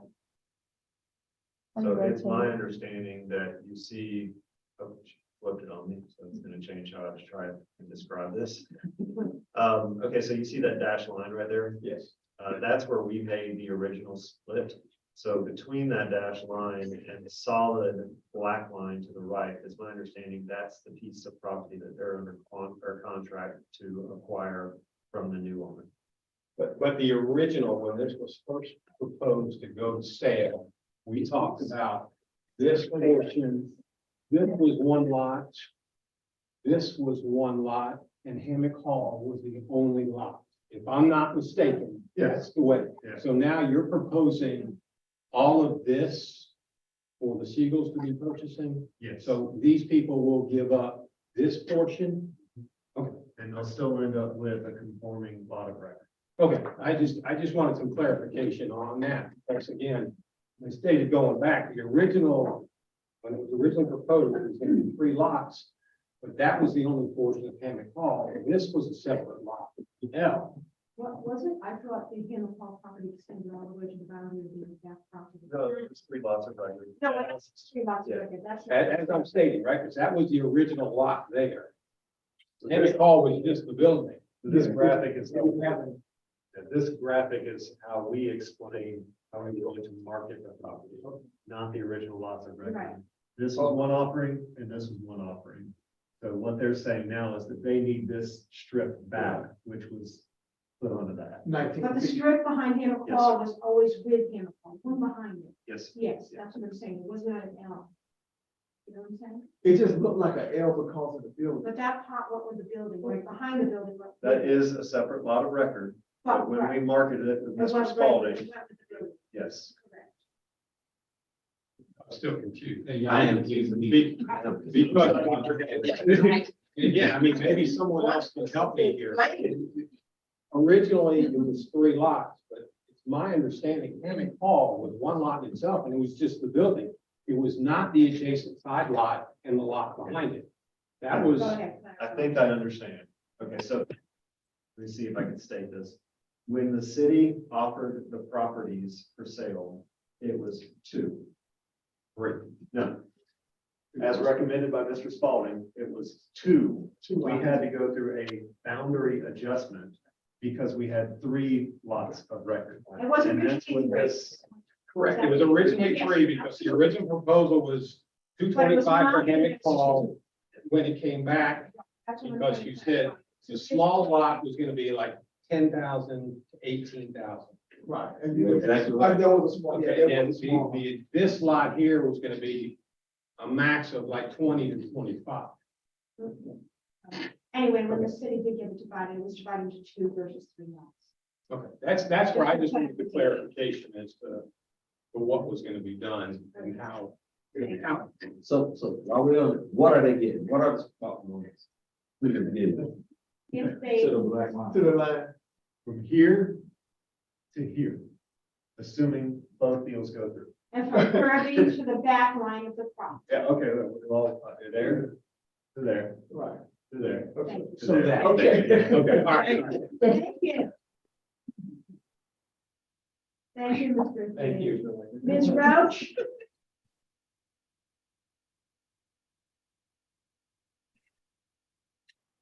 Carol Roach, 312 Dodge. I do live in the neighborhood and Carol Roach, 312 Dodge, I do live in the neighborhood. Firstly, if I could know exactly what the complete total revenue would be for the city if this deal goes through. Secondly, y'all just look bad with this. I'm sorry, this is like worse than the historical board or the hysterical board with the way you have dealt with this. I have been at many meetings when this surplus city-owned property selling discussion began. It was first the Tillman House. And that was sort of a cluster and then it subsided for a little bit and then kind of all started. I think this is a wonderful offer. I don't understand exactly what it is the city wants with city-owned property that you want to get rid of to improve your tax base and also to get it off of your plate. You know, one of the problems with County Hall was that you guys didn't want to fix it. You didn't want to fix the Tillman House. You did fix the Bronson House. There are other issues with other historic properties. So I'm not trying to be negative to any of you pertaining to you look bad, but business is business. And this is a fair deal and it's good for the neighborhood, it's good for the city, and it's good for the future of you selling your additional surplus properties that seem to have become a priority for the city. I'm all for it, but you need to set a positive precedent pertaining to people coming and wanting to help the city, help our neighborhoods, and improve Palatka. So I really hope. Well, and also clarify, did you take C off? Or why are we even discussing this? I'm just, this whole thing is excessively confusing and really looks bad for anybody that might be considering moving to Palatka and buying city property. Looking bad because we have a conversation. Yeah, and I'm so glad you said that. I love it and I appreciate when you all come up here and share your thoughts and share your concerns. I think I said that in the last meeting, and I'm serious when I say that. But my question is, where did you get the idea? You didn't want to do. Well, didn't Based on conversations. okay, well, the question being number one, did you not say you wanted to take C off the agenda? So it's No, confused by that. it's Okay. And secondly, pertaining to the comments about what the property should be valued as, what the city should be making off of it, and how the city is going to be dealing with this surplus property. And I have sat in many meetings where it has been a discussion, and we could set a very positive precedent finally by closing Hammock Hall, making this deal. Thank you. Thank you. Okay, is there any further discussion? Do we have a motion? May I read the caption, Madam Mayor? Yes, please. I'm sorry. Brought to you is resolution 2023 R133, a resolution of the city of Palatka, Florida, authorizing the sale of 429 Kirby Street, authorizing the mayor and the city clerk to execute and assess all documents conveying the transfer of the real property on behalf of the city and providing for scrivener's errors. So moved. Second. All in favor? Aye. Any opposition? Thank you. Okay, moving on to F. F. Guess you're looking at me. Thank you. Captain. Resolution number 2023 R136, a resolution of the city of Palatka, Florida, authorizing a fiscal year 2022-2023 budget amendment in the amount of 24,000 from the utility contingency reserves to wastewater treatment plant chemicals line and providing for scrivener's errors. Second, All in favor? I'm gonna have discussion. We're gonna have a discussion on. I'm just waiting. So Mayor, Commissioners, this is consistent. Typically, your staff would look for locations within existing budget lines and reallocate. We're trying to keep pace with inflation. In this specific instance, we did go ahead and move some money so we could keep operations going. They had to make orders of a chemical. But it's necessary to pull from reserves, so that we can continue the operations. And these are reserved, it's in the Utility. Yes, so sir. it's Yeah. off on itself. Yes. So this is not in their budget? This is operating cost, right? Yes, sir. So why we have to move it out of out of the reserve? There wasn't able to find any other available line, Commissioner Jones. I need to help understand it. And it's something that we can forecast. So we did forecast an increase, and we always budget for an inflation increase, but this year with chemicals, it's been up and down. And this was just unavoidable.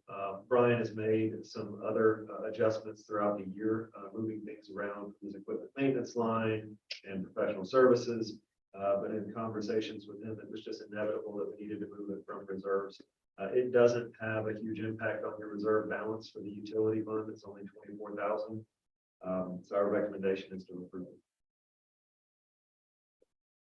Any further questions? Do you know it?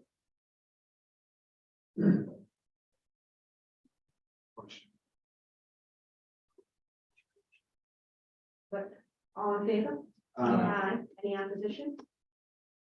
Thank you. On to G, Ms. Prince. Thank you.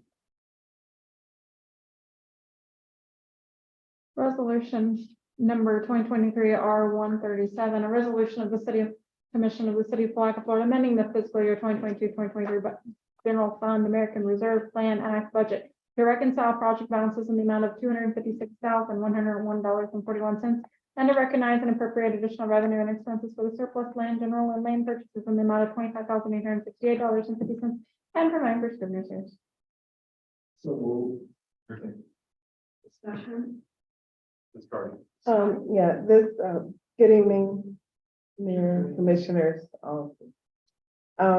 This particular item is the result of staff going through from the beginning of the fiscal year and reconciling all ARPA expenditures. When we were requested to provide to the commissioners, like, what is the true remaining balance? It was then discovered that there were some expenses that had been expended in the prior year, but it was included as if it was monies that had not yet been spent. And so that forced, this is just us bringing our general ledger in line with the actual balance remaining of the opera grant funds. And so this is, I did review it even more extensively this evening. I made certain that every general ledger agrees and equals the amount that's required. Any questions? Yes, sir. Thank you. Yes. All in favor? Aye. Any opposition? Thank you. Moving on to regular business. Direction update. The city. Yes, thank you, Mayor. Commissioner Jones asked that we place this on the agenda. We wanted to take this opportunity to also, I think some of you have already met Mr. Slavin, who's in the audience, but I believe he wants to address the commission regarding the pending city manager search. Thank you. It's green lights on. Mayor, members of the commission, I'm Bob Slavin. Did have the opportunity to briefly meet with each of you today. Want to thank you for using us to be of service, critical and important job that we have in store for you folks. Our company has been in business for since the early 90s, and I've been doing local government, city manager and county administrator, primarily since 1977. And I've worked in every state in the United States except 6. We placed something like 900 executives during that period of time, of which about 250 to 300 have been city managers and county managers. We know what we're doing. The process that we use is designed to meet your requirements and not something we pull off the shelf and bring to you. That's really one of the things that I hope to accomplish while I'm here is an opportunity to meet with each of you and get your ideas about what you'd like to see in the next city manager, and also to discuss with you what some of the objectives, challenges, goals you have, what you'd like to see happen at this point moving forward in this city. So that's what our conversations will be. And then thankfully, with the assistance of your staff, I'll have an opportunity to tour the city tomorrow. And I'm looking forward to that.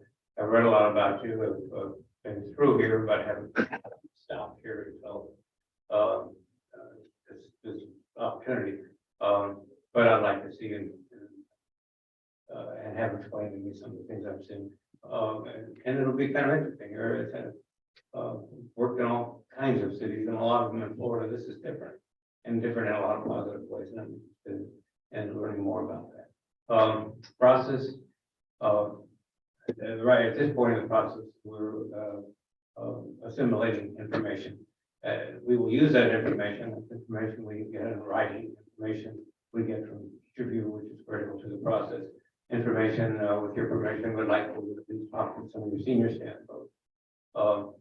And once we have that information, we'll condense it, put it in a sample or a draft of a recruitment profile, and get it back to you folks for you to look at it collectively and approve or adjust. That becomes something we call a recruitment profile, and that's what we use to market the job. I mean, it's something that that's tailored to your city and not something that we use other places in the country.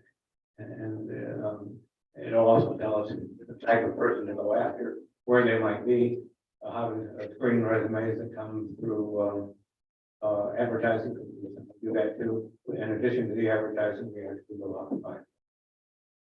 Once we do that, and we know who's interested in the job, we'll screen those resumes against the criteria you set and identify maybe as many as 10 people who meet the criteria. Will want to come back and talk to you folks about those 10. At that point, we won't have done in-depth due diligence on them, but we will learn enough about them and garnered enough information about them so that our meeting with you will be one, should be very productive. We'll have certainly our information, the information we have from resumes and from our discussions with them, but we will also have a document from each of the candidates that is a response to a very, very in-depth questionnaire. And that questionnaire again is tied to your criteria. There's nothing about it that's standard. You'll have that. You'll see it. It's narrative. You'll see their resume. You'll see their our summary resume. You'll see their resume.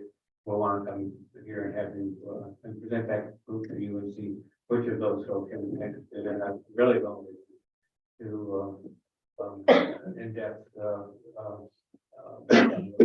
and once that group becomes what is potentially a finalist group, once we do that in-depth screening, we'll want to bring them back into the kind of digested the process and most happy to respond to any questions you have. And I also want to thank you for the help in making yourself available to me, Lauren. Thank you. Any questions? We have your process written out that you can hand to us so we can see the steps. You basically have it in the proposal that we presented And if you don't have copies of that, I can make it available. That is in there, and it's pretty, I think it's pretty. Thank you. So, Slavin, how long will it take for you to prepare? Because it seems like you got a long pre-process and you do actively searching. One of the most critical parts of the process is that information gathering. Without that, I don't know what to look. And I can find people who are city managers and who've been very successful in where they are, but who might fail within 3 weeks here. So part of the process we're in now is critical. Once that's done, and it won't take very long. Once I have the information, within about 10 days, you'll have a sample or a draft of the recruitment profile. Once that is approved by you folks, that gives me a green light to begin the recruitment process. Things have changed over the last few years, so I'm going to tell you what the original process is designed to take in terms of a time table. It's designed to take 90 days from the time you give me permission to begin it, approve the profile, to the time that you're interviewing candidates. We're in a very competitive environment right now, and instead of advertising these jobs with a firm final filing date, in other words, you have to apply by a certain date or you're not going to be considered. We have been strategically, we've been setting these things up so that there is no, they're open until filled, the position open until filled. We'll give a first review date, so the candidates have some idea about timing. But the reason we're doing that is because if we start getting very good candidates early on, we'll want to be able to bring those people to your attention soon after they come in, rather than run the risk of losing them to other cities. So, I don't know, hopefully it'll be less than 90 days. After the 90-day period, that's when you be interviewing candidates. We're with you throughout that process. Be with you during those interviews. We'll help you, we'll guide you through how those interviews could or would take place. That's up to you, but the details are up to you, but we can give you options. We can make those options happen when you choose the process you want to go through. Probably forgetting something, but I am asked a question, I'll answer it, but it's a process that works pretty well. But right now, we're in an extremely competitive environment. Years ago, it didn't make any difference what city we were looking for a manager for. We would get at least 50 and quite often 100 or more resumes. Now, if we get 20, 25, I'm doing a full national search. It's a lot. And we're finding that people are more reluctant to apply. If they're happy, they don't want to give up their jobs. If there's spousal employment that didn't used to occur, city managers used to aspire to be the manager of the largest population cities in the country. Now they're more interested in being able to raise a family and not have to worry every time a commissioner meets about whether they're tenure. And so it's a different type of business than it used to be, but we know how to manage that. Any further questions? So that taxpayers understand why we utilize the firm versus using in-house recruiting. What are the advantages of using a firm like yourself? Well, I think the fact that we do this and we're experts at it, and particularly in Florida where everything is wide open, a resume and we are fully aware of that, and we won't violate Florida public records or open meetings laws at all. In fact, quite to the contrary. But the reality is that a resume that for your job that comes to our office in Atlanta is a public document and needs to be surrendered if it's requested. The only thing I can do to help, and obviously the people who have the greatest concern about that would be the people who are happily working and don't want their present employers to find out that they're looking too soon. The only way I can mitigate that is to have to reach out to folks who I want to apply, see whether they will, and have them send me something that doesn't mention you on it or we have a telephone conversation, and I can screen them on that basis, considering your criteria, and let them know whether or not I want them to apply. If so, I can tell them when they have. I can't, but when they do, then they're information to the public also. I can, and part of, an important part of the answer to your question is, we can mitigate a little bit the concern people would have about premature disclosure of their interest in the job. And we give them a safe place to talk, and it's and then we've garnered a lot of respect in our industry. My company certainly has, and most of our competitors have too. People trust us. And we can explore questions and answers and opportunities with us that they might be reluctant to discuss directly with us. Thank you. Any further questions? Thank you, Mr. Swinton. Thank you, Mayor. Thank you, Commissioners. Thank you, sir. Thank you. Mr. Griffin? Nothing further on that. I thought you were going to expound. What about other positions that we have available? I can, yes. So specifically the city attorneys, I've been on vacation, but when I left, we had 3 qualified candidates. Is that still the current number? 6. Is that what we're doing next week? Okay. We will be interviewing city attorney candidates next week. I'll be smiling and nodding. Really happy about that number. And I did actually see 1 or 2 of those resumes, so I am optimistic that we're going to be bringing someone back to you shortly. Just, is that something that we would be able to just look over ourselves? I'd be happy to share the resumes with you, but clarify city attorney position is a recommendation to the city manager. I would most definitely forward the resume of the person that I am proposing. But if you would like to look over the resumes, more than happy to share. They are public record.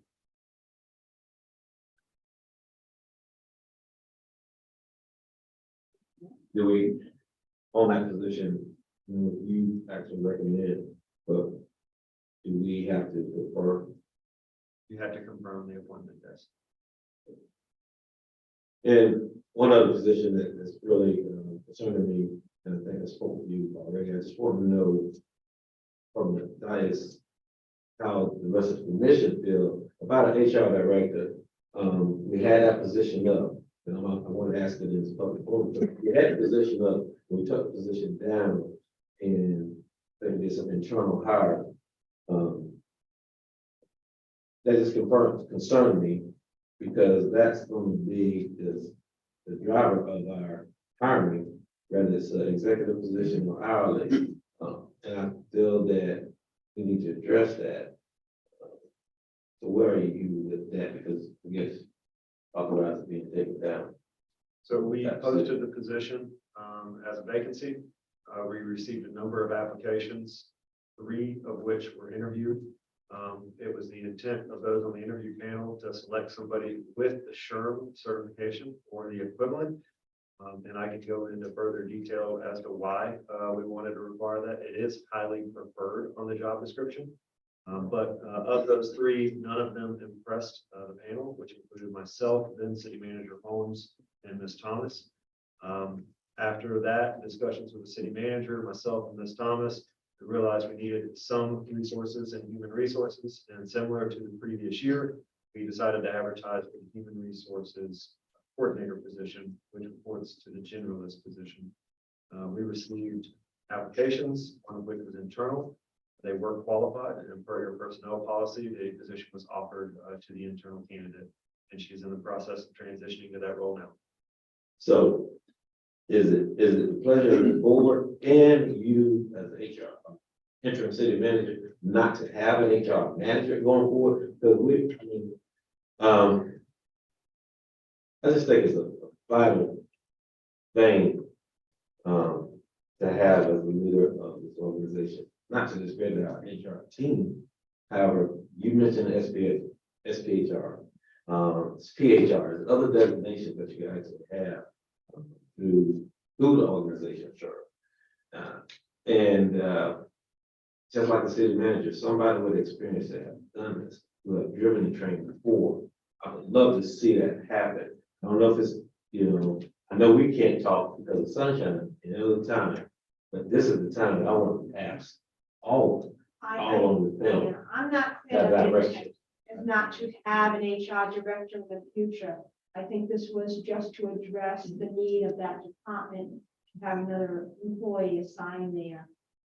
But it doesn't mean that we're not going to look for that HR director in the future. But I'm asking the question now about, excuse me, I am speaking, but I get my, right. So my statement is that direction. As the commission, we kind of drive the train. Anytime that they ask for direction, sometimes we dance around it and not get direction. And it's fine if we say, well, go ahead, city manager, if you don't want to do that, that's fine. I understand you do the hiring, but under direction of us, do we want a city manager? I mean, HR manager, or we don't, HR director, someone with that experience. And mind you, folks, we're dealing with labor relations, we're dealing with unions, union contracts and agreements, employee relations. This is the city of Palatka. Pension, people who have been there, done that. That's very important. And not to discredit that, but I just feel that's a link that actually we need to address while we're addressing the city manager as well. Or are we gonna let the new city manager come in and make that determination? Whoever he or she may be. What direction? I'm asking this board. What direction? What's the plan of this board?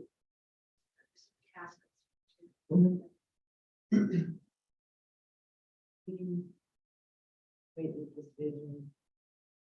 Correct. Your mind, I know that's my favorite. I will.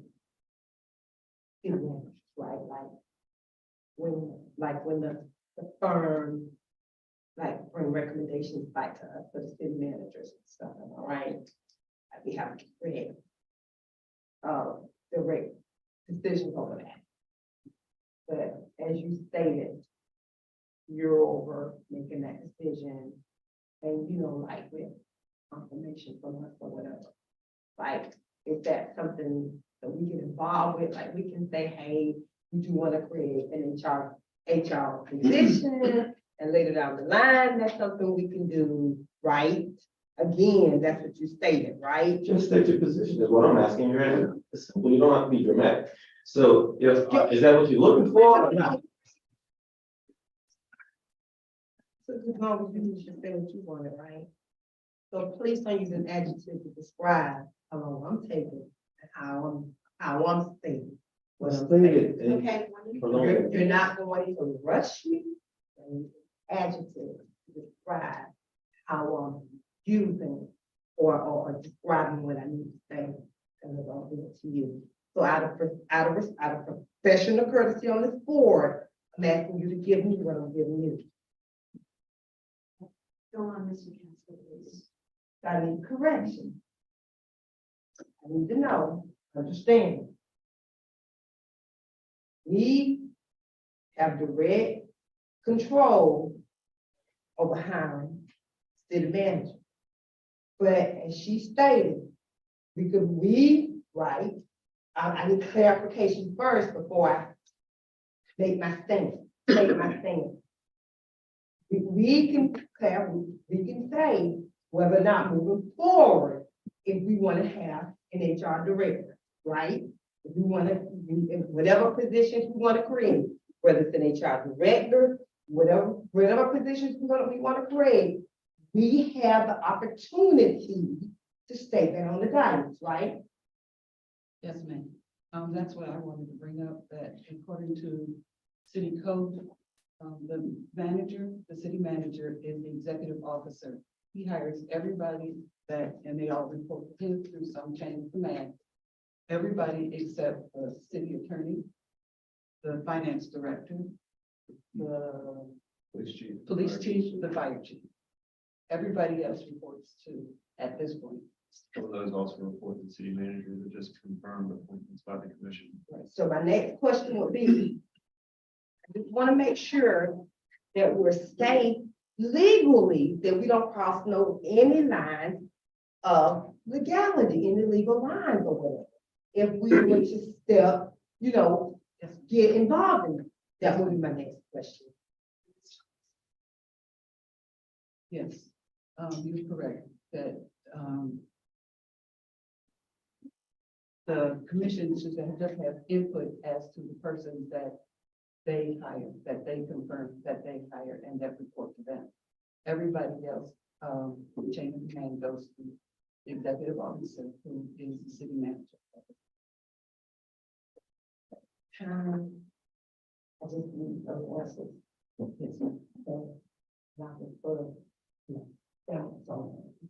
Thank y'all for your time. Thank And you. understanding. This is policy. Okay, understood, Mr. Castillo. I understand it's a policy, and at the time I decided to move forward that policy, I will, take the permission to join. Commissioner Jones. Okay, thank you, Madam Mayor. Again, I understand the position in the role. But city manager, interim city manager, acts under our direction. So my question again was to this board, which is the city commission of the mayor. What direction are we gonna give our subordinate as far as going forward with hiring a city manager? And whatever it is gonna be fine with me, so don't think that I'm okay. I have a conversation with the city manager. Okay, and one of the questions were direction. We need to give clear direction. I asked the question, so the question was, we have a position of HR director out. The position was moved, and I asked why. So was it under the direction of this board, less me, or was it just a call? I wanted to know and I wanted clarity, so I wanted to get it right now. I think if we had a problem with it, we would have forced it and mean that we didn't say anything. I don't have a problem with it, so the question is, they're not much. I don't have anything to say on the matter, because if I did, I would have brought it. Can we mix, so everybody knew except me. Thank you, that's all I need to Yes, know. and I think what my, I don't want him to, he's making an assumption to open that. You just said it. But when you apparently had to know that you asked the question, so we see what you see. But if we don't have a question, just because we don't have a question because you have a question, doesn't mean. okay, Commissioner, it's okay if you ask the right questions. I can tell you that. You can ask Commissioner McCaskill a direct question, and I'll give you a direct answer. You don't have to go around this commission. You had a direct question to ask. That's all I you did, had. but you That's all went you had. around the world to answer. It. No, you didn't. It was simple. No, you didn't. I'm done, Madam Mayor. I You said yield. you knew something. Everybody knew something, but you didn't. Ask the question. okay. We don't have time for all of this. Right. Let's wrap this up. Personally, my opinion is that we hired a city manager to do their job as the executive director, and I have to trust the folks we hire. If there's an issue with that, we will address that in a separate time. But at this point in time, we expect the interim city manager, i.e. the executive director, to take action, and we trust them to do the right thing as a professional. That's just me. You're insinuating that I don't trust you or the interim city I'm making my manager. statement. Okay, so, well, point of clarity for me is the argument, because I'm gonna die, it's not a box. I'm tired. Can you please move forward with the agenda? not until I I'm speak. not in the boxing ring, and I'm not gonna sit here. Not in the entertainment ring either. That's okay. You and your friend, So I still want to speak. Okay, you speak, please. And I'm gonna be done. I'm gonna be done. So I asked a question of direction, and I think it was inappropriate, but it was clear through the commission and the consensus that it was something I wasn't knowledgeable about. Once the posting is up, posting was taken down, and it was another direction that the city is going forward. And so that's that. I'll read it. Thank you for your time. Sorry. Moving on to facility naming, dedication process. Thank you, Mayor. So I'll try and keep this brief. It was brought to our attention, as we were closing out a project recently. Someone inquired as to when, the names of certain facilities were approved. This is a long-standing project that's been in front of the commission numerous times, dating back to 2017. Once, we were asked, us being staff, we kind of sat there and scratched our head for a minute and said, well, hold on, can we actually put our finger on the date where the commission actually approved the naming of these facilities? And we could not. So we quickly took down the signage. It had only been up for a short period of time and decided that we wanted to bring it back at the request of one of the commissioners for a discussion item for some direction. Per the code, from all that I could find, there's only a process for the naming of streets and right of way. We do not have an approved process or application process for the naming of a facility or building. Anybody have any questions about that? Directions, what that was requested? I think that was something along that magnitude will require an extensive, extended conversation. I don't think it will be, something that will be handled tonight. I honestly believe that a workshop, will work best. And I think, having community buy-in, would allow us to help, give true direction with regards to that, because I don't think that is a matter that should be taken lightly. We go to naming things. So I would recommend that we workshop. To add to the workshop piece, reaching out to some of the other cities who have also buildings that they named or the 4 legal cities and wherever else. I know there have been a number of buildings been named throughout our state of Florida, 411 cities. So I do know reaching out to the 4 legal cities as well as the regional leagues will probably be a good step as well. Any further questions, discussion? That's the direction. The direction workshop. City of Palatka, travel review. And I think to say something on that as well, I think that is a matter that will not be addressed on this. And I think it will encompass having at length conversation. And I recommend that we workshop next. I'm on board with that. Yes, Mr. Good. Along the lines of that recommendation, Ms. Krantz actually notified me that there was an individual with the League of Cities that specifically assists communities with the charter review process. I reached out to that individual. She offered to come up here and do a presentation. It's about a 45-minute to an hour-long presentation. We've got a lot of workshop items. I know this may not be popular, but it is something that we do have a known length of time for presentation, and I think it would be possible to schedule it right before one of your budget workshops. Even if there isn't much discussion, it would be very informative on the charter review process, and everybody could walk away with an idea of what the next steps are. And she is available prior to when you're up in the budget workshops. That certainly sounds worthwhile. That's what we do. Once we have the. Well, let's work on a date. Let's say by that, we talk about, let's get a date and make a date certain, because when was the last time that we had a charter review? Could I ask that question?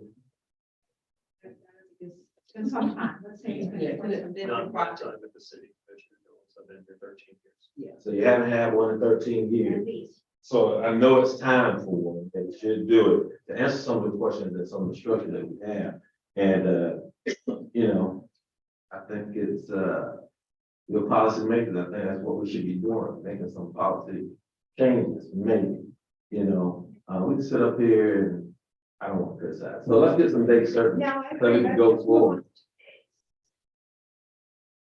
I think we need to move back up if we're gonna make a date, because that is, they go back to that regional date too, because we're gonna workshop the the facility labor process as well as the process for the, And Mr. Griffin suggested that we. Sorry, I'm laughing because Sunny agreed. yeah, So I'm looking at an email from Lynn, from Lee. She did say she can make herself available on the 20th prior to the budget workshop, or on the 27th prior to the commission meeting at 6. That's probably not preferred. No, probably not. So the 20th. So we have the CRA budget workshop and the general fund budget workshop vote on that day. Or we can just distribute Lynn's presentation and you guys get some input at a later date. If she's available on one of those days and we're gonna be here, I don't think it matters the day. No, I don't, that's what I'm saying. It's just basically working around her availability, if we know we're gonna be here. I'd probably recommend the 21st. That's your second workshop, and it usually is a little bit shorter than the first day. Yes, And she's available at 21st? yes. Okay. That would be fine. For me. So, So the budget workshop starts at 3:30. We'll go prior to the It's about an hour at least. you think an hour to be? I don't know, that's what I'm saying. Presentation. it's a presentation that the, Yeah. and then maybe based off of presentation. Because the charter review is a very extensive process.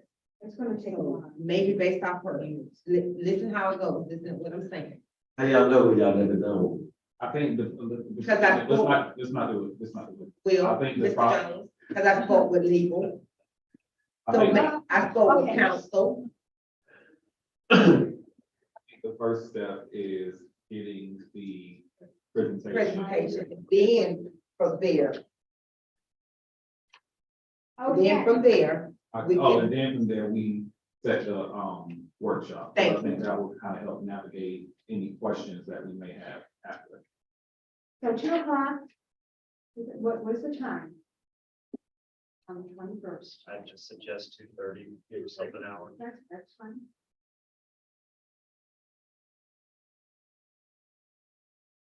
We'll confirm that. Okay, thank you.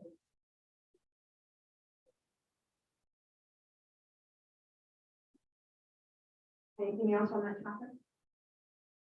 Okay. Okay. Discussion direction, street resurfacing. This item was placed on the agenda, at the request of Commissioner Jones.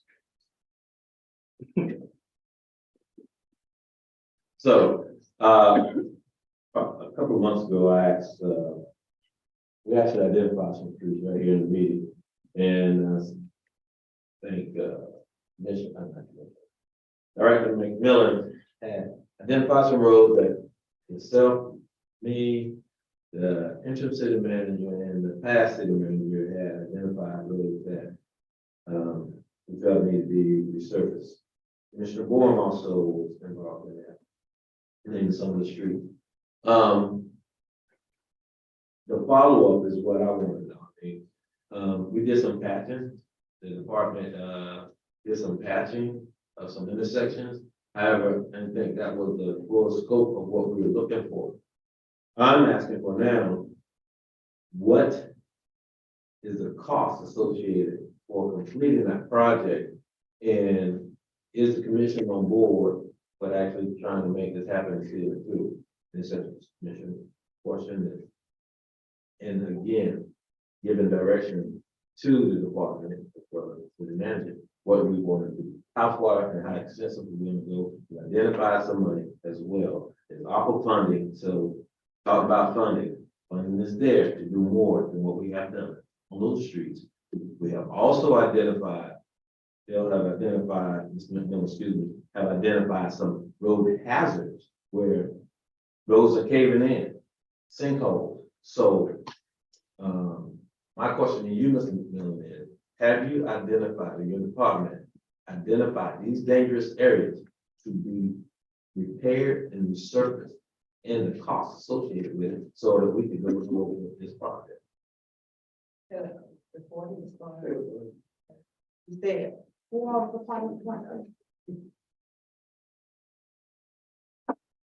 We've had previous conversations in public meetings regarding street resurfacing. I know it. I just need to refresh my memory. You said who all was a part of the process? Well, that depends which process we're talking about. He said that it was you, Mr. McMillan, with Mr. Jones, for, right? So I just, And Mr. Collins also. and Mr. Holmes, just refresh my memory of the areas that were there.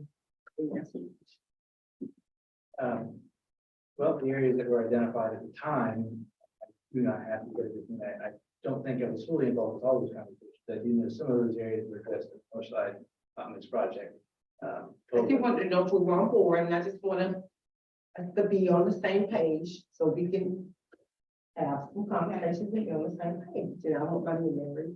So- Commissioner, I think that's will not be complicated this any further, but I don't believe that there is an actual limits of what we have identified.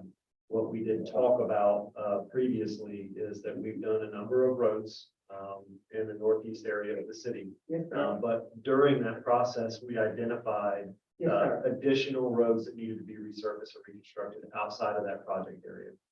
And we also talked about the other improvements that would be necessary prior to that resurfacing and reconstruction. Mainly the replacement of potable and repair of sanitary and storm lines.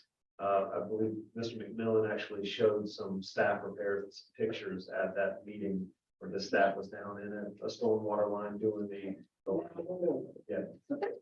But we don't know from point A to point B. And I think Commissioner Jones, if you don't mind, I'd like to kind of expound upon the need here. You do not currently fund any money in the general fund towards street resurfacing for stormwater capital replacement.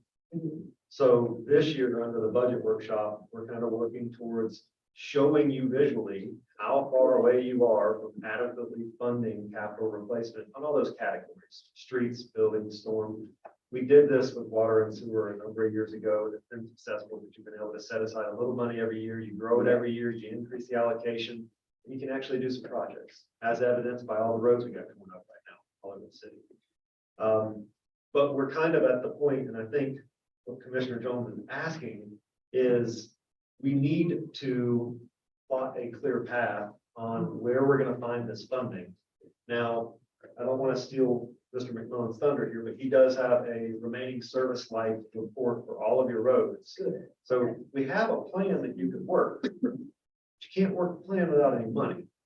So you set aside or you directed staff to reallocate some ARPA funding. I don't remember the number. I've been on vacation. It was a couple $100,000. Yeah, that was last time we met. I'm gonna speak in Somebody simple should call terms. refresher, you know. Yeah, and I love to talk, so. Thank you. In simple terms, that's not enough money to do anything. You need to get upwards of $1 million to have a meaningful project.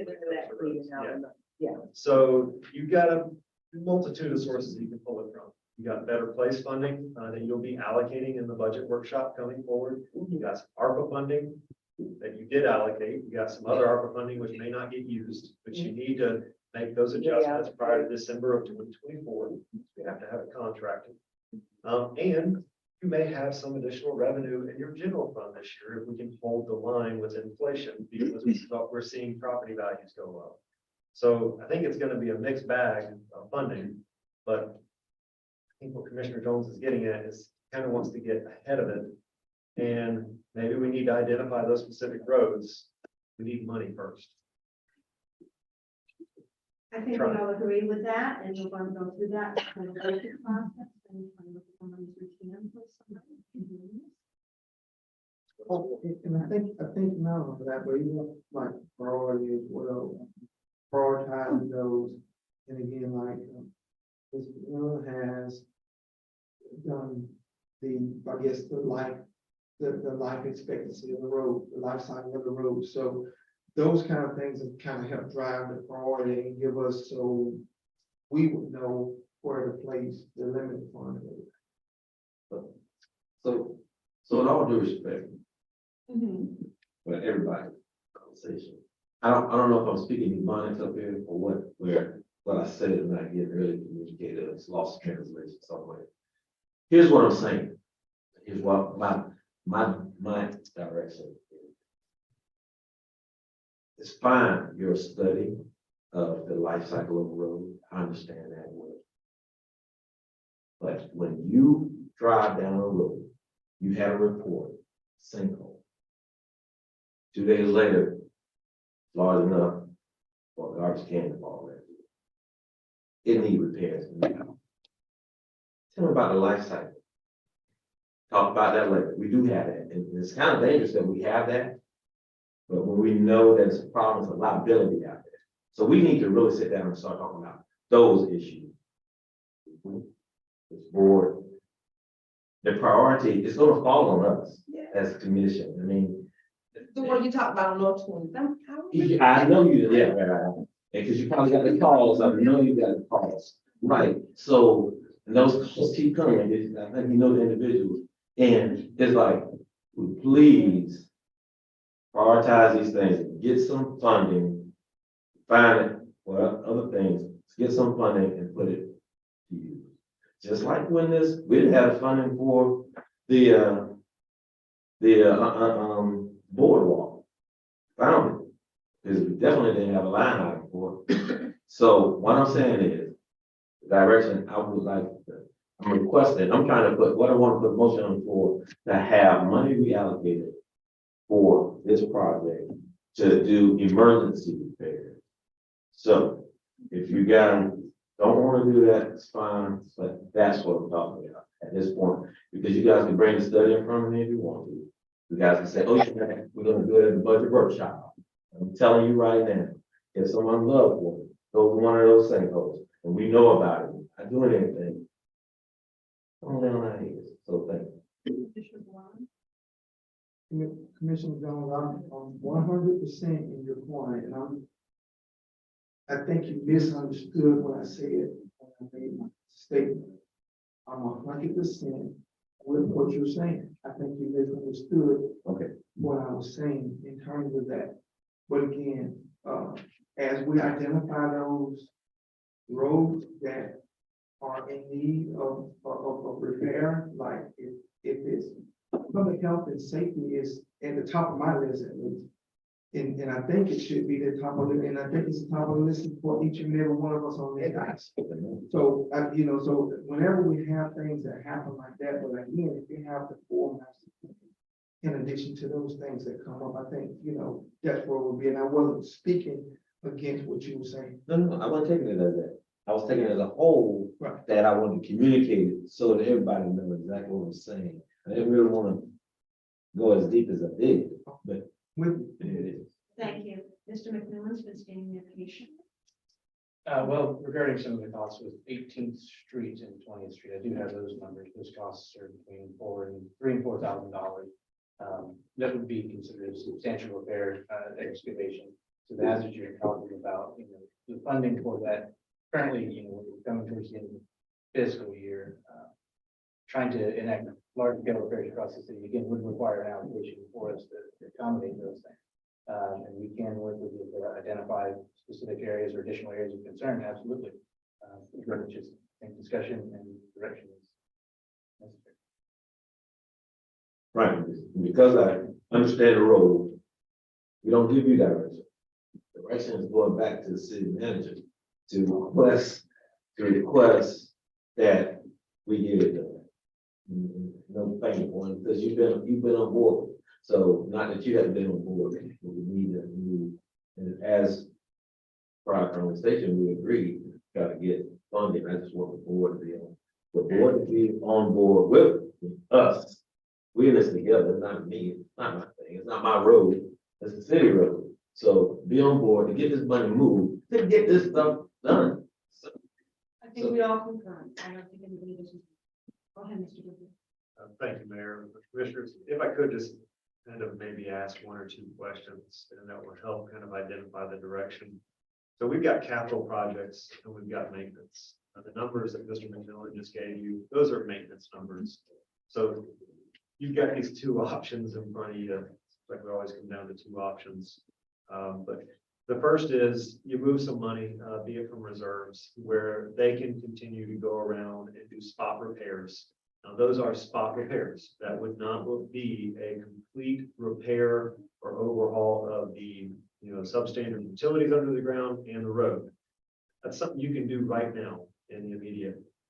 Something that you can also do, and it's not an alternative option, but it takes a lot more time, which is where you do a true assessment of what you have with your asset, be it your roads or your, stormwater system. And that will tell you the extent and the cost of the repairs necessary. That RSL report that Mr. McMillan has, it will spit out a total cost for you, based upon road segment. So again, you could direct us to bring back a budget amendment at the next meeting to move, $100,000, $200,000, so that Mr. McMillan and his staff could work at repairing some of these infiltration potholes that you're seeing pop up. But you'd end up with patches in the road. But still then need to work with us to identify additional sources of funding, to put together about $1 million or more project to do a resurfacing and reconstruction. And we are more than happy to do any of that, and it would be our recommendation that the city actually have adequate capital outlay and maintenance dollars, so that this isn't a debate at the commission dais. It just becomes standard operating. So what is the direction of this board?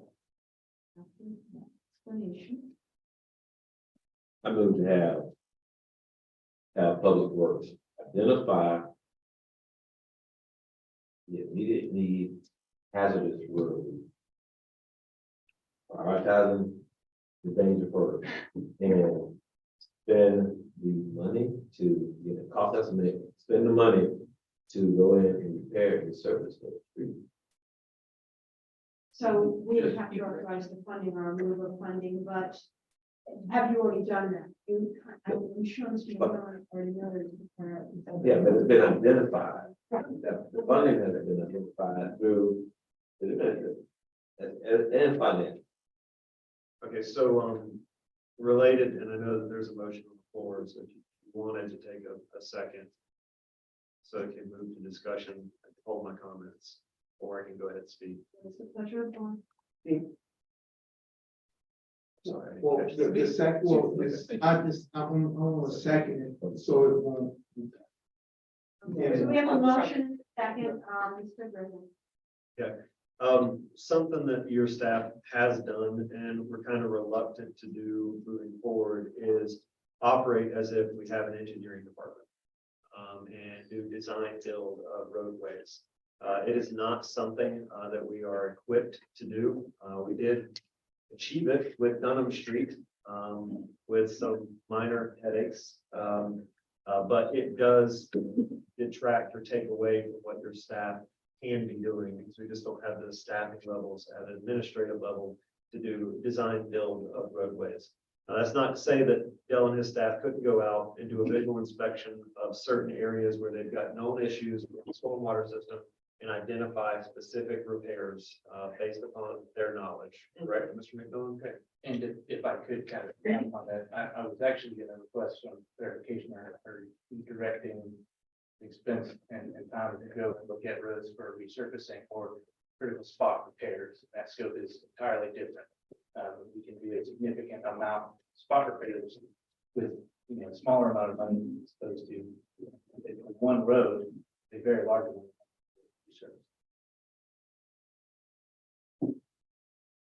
So related to the motion and the recommendation, we can go out and we can inventory and bring back a list of repairs, but we will not be operating in such a fashion where we would scope it out and we would be able to immediately go to contracting with the contractor. We'd still need to most likely procure the services of a professional engineer.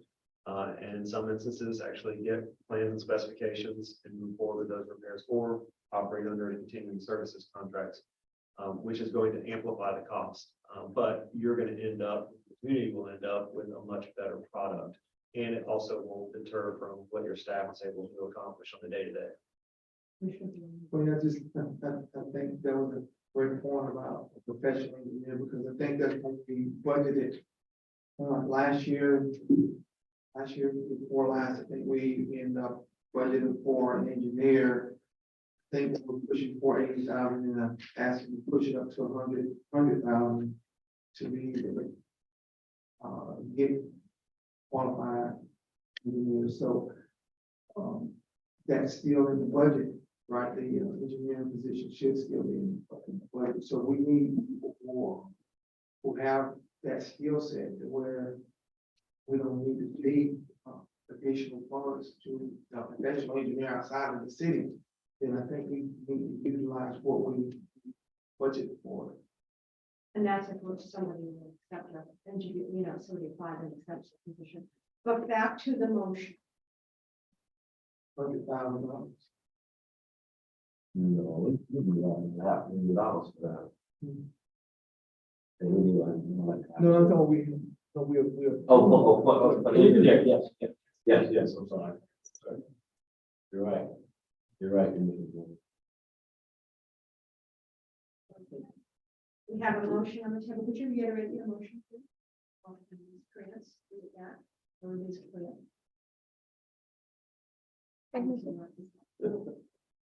To prioritize hazardous, dangerous road that is urgently need of repair. Repair and resurface those roads. Some of them are already on our list. And they give first, or they're getting bad to the point where I've seen some coal patches. I'm sorry. Yes, yeah. I'm so sorry. Did I stop? Yes, please. Make it clear enough. I apologize. Thank you. So we have a motion and a second, all in favor? Can I Yes, need- please. So you can do critical spot repairs and resurfacing? Yeah, because what's happening is we're gonna have what we have in the past. We have 50 patches in one area versus once they patch them, go ahead and resurface. At least have a smooth surface once you patch those things. If not, it looks horrendous. Now, maybe you're a little crazy here. Excuse me? Yeah, you know what? You gotta stop it, because I'm telling you, I'm not gonna take that much longer. That's gonna have to stop in the audience, and I think that you as the mayor are gonna have to control that. Because I'm not gonna take the name calling it much longer. It's about the third time in a meeting. And I'm not gonna stop in itself. I think we all need to stop. We have a motion and a second on the floor. So I have a question before I move forward. What you just explained, thinking with the ends in mind to have a better product in the end. As far as, is that included in the motion that Commissioner Jones has on the floor? The critical spot repairs and the resurfacing. The total summary that you just gave. So Commissioner McCaskill, yes, in essence, once Dylan and his staff identified those locations and got with me and Ms. Cardy, we come back before the board. This type of a project or initiative would have board direction and approval at multiple stages in the Okay. process. Okay. Just want to make, okay. All right. So we have a motion and a second. All in favor? Aye. Any opposition? Thank you. Moving on to the next item, discussion direction 203 Wall Street utilities and improvements. Mayor Commissioners, we've got Mr. Dennis with us here. This is in reference to a request to enter into a payment plan with a utility account that the account currently has a past due amount of $3,584. This includes $535 penalty payments per our city ordinance. Any adjustment outside of a 12-month period, not including the leak adjustment, has to come to the city commission. all the others come to myself and Lisa, one other signature from the city of Palatka. What is being proposed here is that they enter into a payment plan where they would become current within a 12-month period. And once they become current, we would waive the penalties. So currently, as it stands, $535.20. I think most of you know this, but I'll state it out loud. This would set a precedent. Have not done this previously.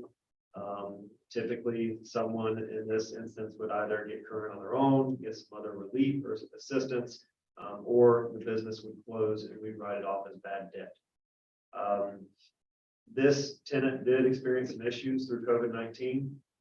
And in my conversations with Mr. Dennis, and it was at about the same time that we had the ARPA workshop, we thought, well, maybe this is an opportunity to propose a scenario where we can utilize the utility assistance that's outlined in the ARPA codes, which is at $150,000. And we currently don't have a program in place at the funds.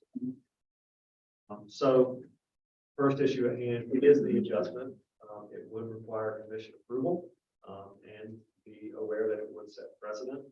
The second is just a general discussion, if you so desire, about the utilization of the ARPA funds under a similar program where we would offer this to other individuals that experienced hardship within that approved COVID period and set some specific guidelines for an application process to use the ARPA funds to pay the penalties.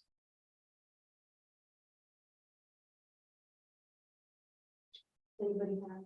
I think this was brought up in a previous meeting, and you said that each resident or something should, if they experience, and we say, we basically agree that everybody experienced hardship during COVID.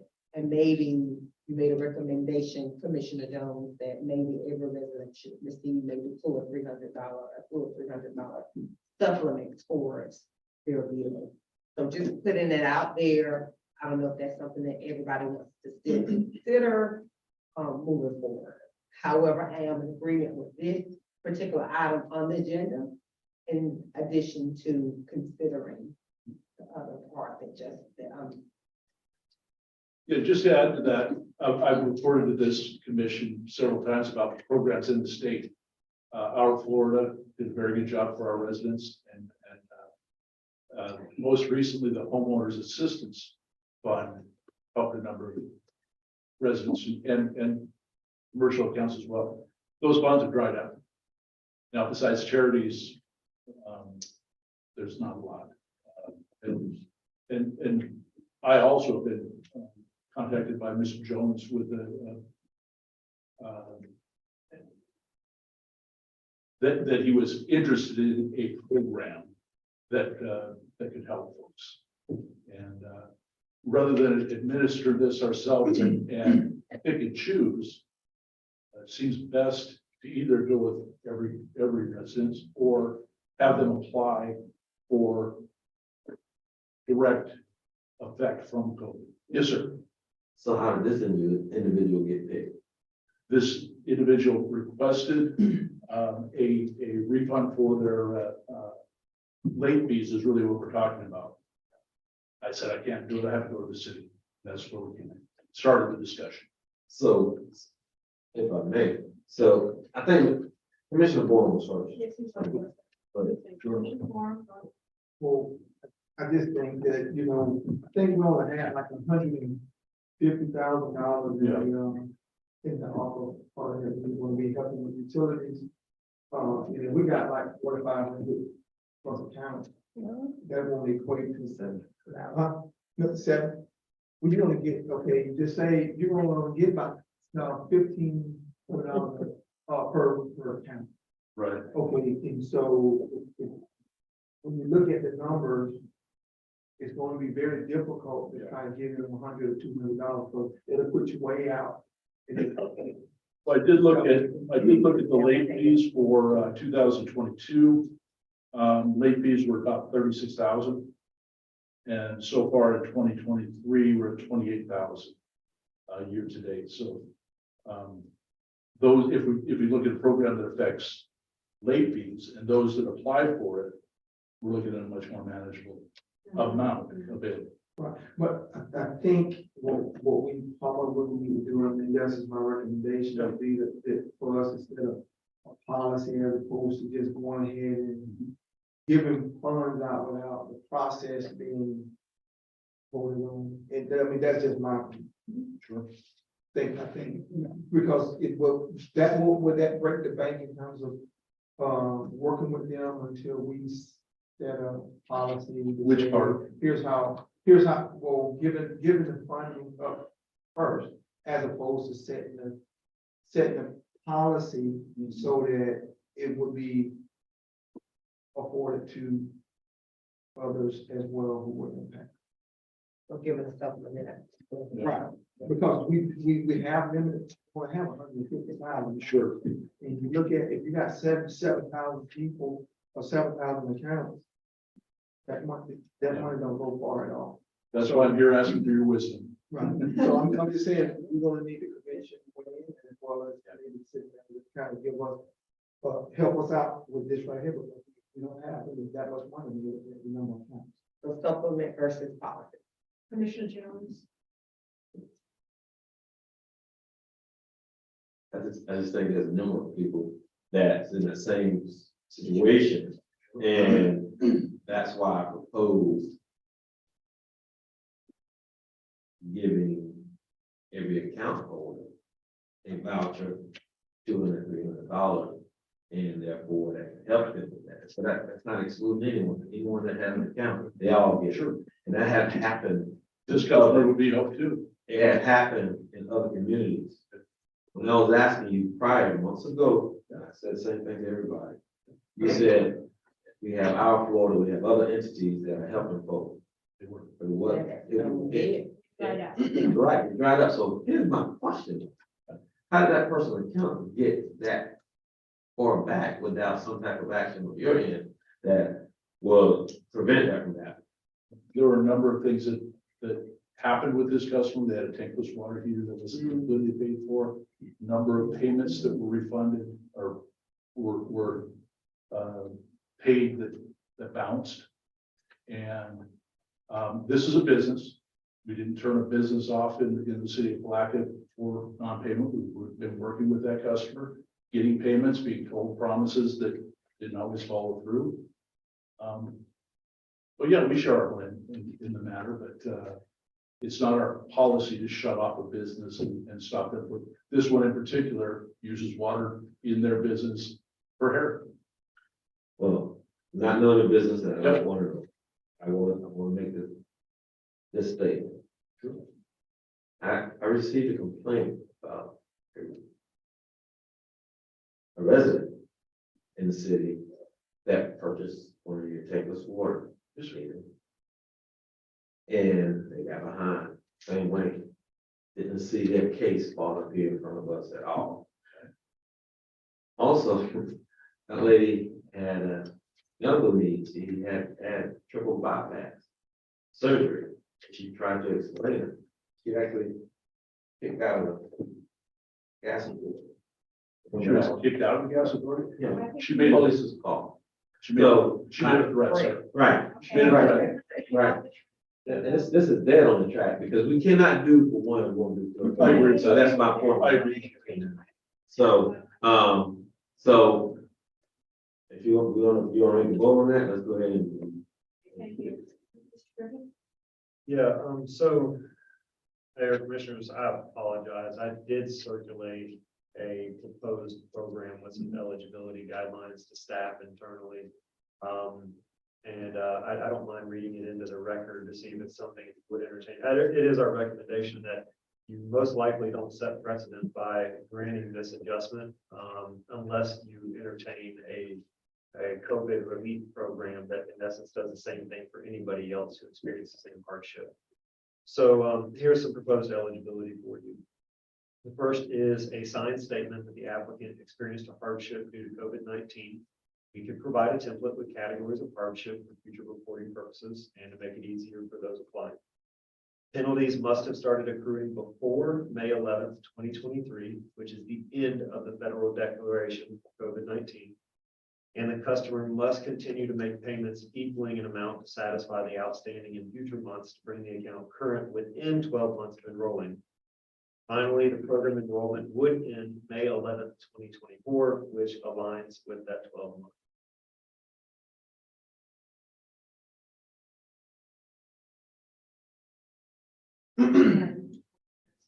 Fair and a good shop to me. What is the review of the rest of the board?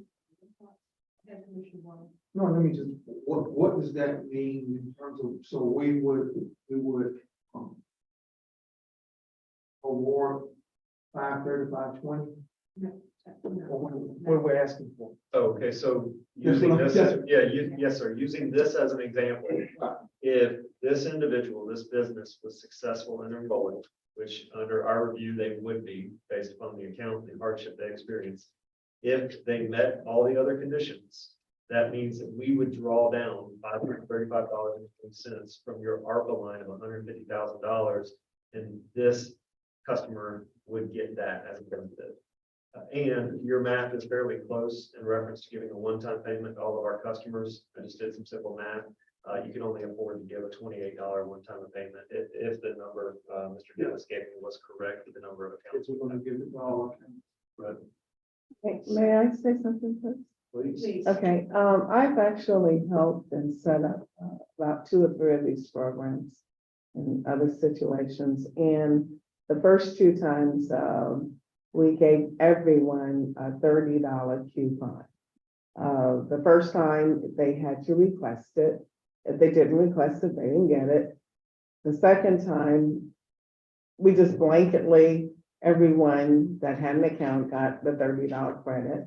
And then the last time, because the first 2 times it was done independent of ARPA funds. It was done through the city funds itself. But the ARPA funds, and we literally gave everyone, I think, that was eligible. I believe it was $100. So that was 3 different instances. They were all successful. And in addition, we did have very few that were isolated, similar to this, where it's a weird situation and the ARPA funds were available, because we set aside $450,000 for the ARPA fund, based upon the number of accounts. So I just threw that out there to say that, perhaps we could consider allocating a little bit more funds to the ARPA. We might want to consider giving every client, every account $30 or the $28, and then have another amount that's set aside for unusual circumstances like the one you're describing. And that's just my personal experience, and just wanted to bring it out there that yes, it can work.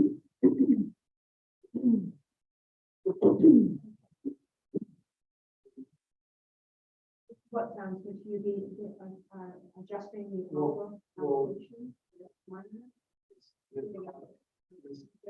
This part of the really good point, she's already gone through it. If we want to really try to help our account holders, our clients, we need to be, we got all the funds to be able to do everything.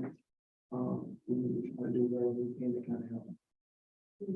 My only question would be, did you have any customers that called in? You said that they had requested. My question, maybe 2 questions. How did you all advertise it? And did you all have any residents that called in and said, well, I heard that my neighbor got it or my, friend got it, and I didn't know anything about it? Yes, we did. So we advertised it in different ways. City manager, if I may further explain. We advertised it, number one, with the social media, Facebook, the website, and also we put inserts in their utility bills. We tied it to cycle billing. So therefore, everybody understood that when you came for that cycle bill, that's the moment that you were able to utilize the coupon.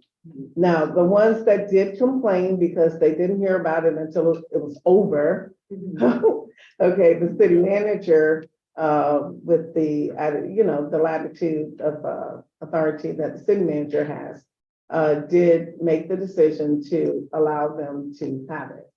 For that reason, the second time that it was done differently. It was said that every account holder would get that $30. And then finally with Aqua, it was the same kind of thing, that every account holder got the $100. And so that no one came to complain. So The number 2 and number 3 time. So either way, no one really got hit at some point. Right. Okay. And it was because the city manager was on top of it. Do you want to say something? Just a couple considerations I would ask the commission to not forget. First is, in creating any of these assistance programs, you have to remember the additional administrative burden that may come. So additional calls with Mr. Dennis and his staff. And please be reminded that they do bill us for the utility billing. So there's the possibility that we have an incurred additional cost that doesn't make it to the ARPA bottom line. And just a point, because I'm a paying utility customer, I don't need $28. I would much rather an additional amount go to those people that need the assistance than myself. And I'm pretty sure out of the 5,344 customers that we do have, not all 5,344 need a one-time payment. And there are individuals just like this who are struggling to actually keep their business open or keep their water and sewer services active in the city. So again, the first thing is, please remember that anything we put in place is going to have an administrative cost. And our staffing right now is built for what we do now. So we have to take into account if we add something more, that's going to have some stress on staff. And the other is, we really need to figure out how to spend this money soon. It's a directive of the feds that it's contracted by December of next year. We got one more year after that. It's going to go by quick.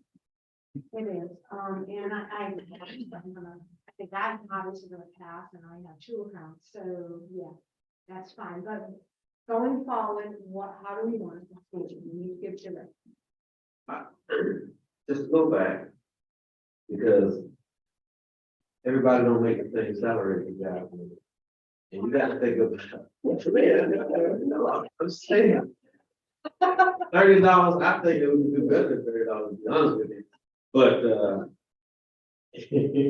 you might not need it, but sometimes it's welcome to some households, No, we're not saying that. We understand that. We agree with that. I'm saying, I may not personally need it, and it should go to other houses. Exactly, I think what we said. With a great deal of respect, and trying to bring this matter to a resolve, I think it is very much necessary that we limit the conversation of how we move forward and address the matter that is before us now. One other thing I would mention is that if we implement this with the penalties, it also helps us to collect monies that we're not collecting. It will go towards collections and be a careful in that. You could always expand the program later. You can put the penalty program in place now. You can get reports from Mr. Dennis on the drawdowns and how many people it's benefiting and what cost.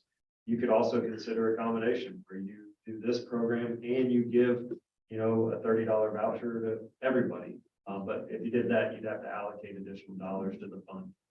Because the $30 is rounding up based upon the 100,000. Last question, that we can make a decision.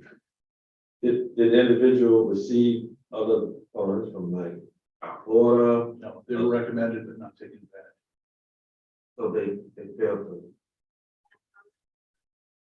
I'm bringing this to you at their appreciate it, request, yeah. yes. So they didn't seek the other funding. And I think now, side of this particular case, we need to make decisions about whether to move forward with something. Yeah.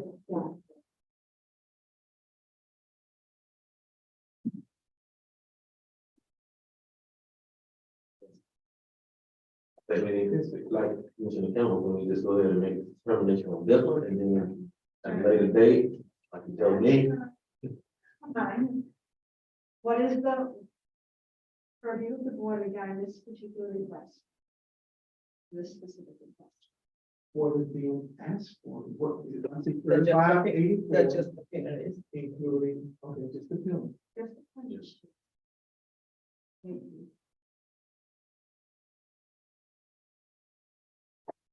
And what we going to do?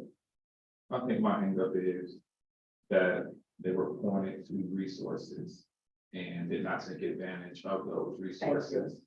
And in the event that they did not take advantage of the resources, they want to use us as a bailout. And that being said, I would make the recommendation that we do not. And I can. So, you're not in agreement with it. So, is that a second? Second. Do we have all in favor? Ah. Aye. Nay. On your whole, Wait a minute, did you? No, 3-2. That's a lot. You understand? Do you want, can we read it, the motion, please? I don't know what's not to do it. Minus the second. Okay, that was, we're all clear on that, so, okay, that was what we were all over. And then if we need further clarification, Commissioner Jones brought up another additional, thing, I just don't deem it fair regardless of regardless of the circumstances. What we do for one, we're not to take into consideration and doing for all, and at this moment, we're not in a position to do it for all, so do it for none. Okay, so we did vote on that, we already voted in opposition of ranking member. And we got to So anything else, do you want to move on about, or do you want to discuss further as we discussed already? Okay. Motion's been- okay. Thank you. Thank you. We have a motion to adjourn. Mayor, I didn't want to say this, but I think it's very much, needed. we gotta have comments, right? Yeah. Yeah. That's why. I'm sorry. I think it's very much appropriate that we must consider that we are all adults in this building. But we also, and I'm an educator at heart, and I taught my class, I taught kindergarten, that if you don't have anything nice to say, don't say it at all. And you can always have your opinions, but you have to be mindful of the time, place, of everything. And I've said in this commission chamber more than one time and heard someone belt out of the audience. And I think it's very much disrespectful to say what it is that you feel is okay and it not be okay. That will be the last time I accept being called anything less than just. Thank you. Any other commissioners have comments? I'll second. I want to add to that. I think that's very, very disrespectful and distasteful for anyone to disrupt the nature of, or harmony of this environment. And I think it is prudent that facilitator of the meeting, which is our mayor, you have to help keep this meeting in harmony as much as you can. And so, and then we all need to be as well as respectful to each other on this board. Wow.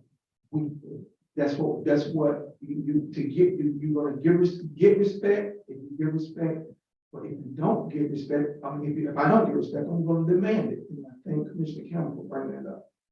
Anybody else? First, I want to apologize for my lack of professional courtesy on this board to my fellow commissioners. It's not okay for me to act in that manner. But I am very mindful in the words I use, and I make sure that I do not call anyone out of their name. This is the third time that I've sat on this board, and I've heard us been called inappropriate names. And I'm gonna say it right now, and I want to put in the record, everybody in this meeting room will hear it and understand it. I will not be called another inappropriate name, and if I hear it, I'm seeking legal counsel. I'm done with it. Thank you.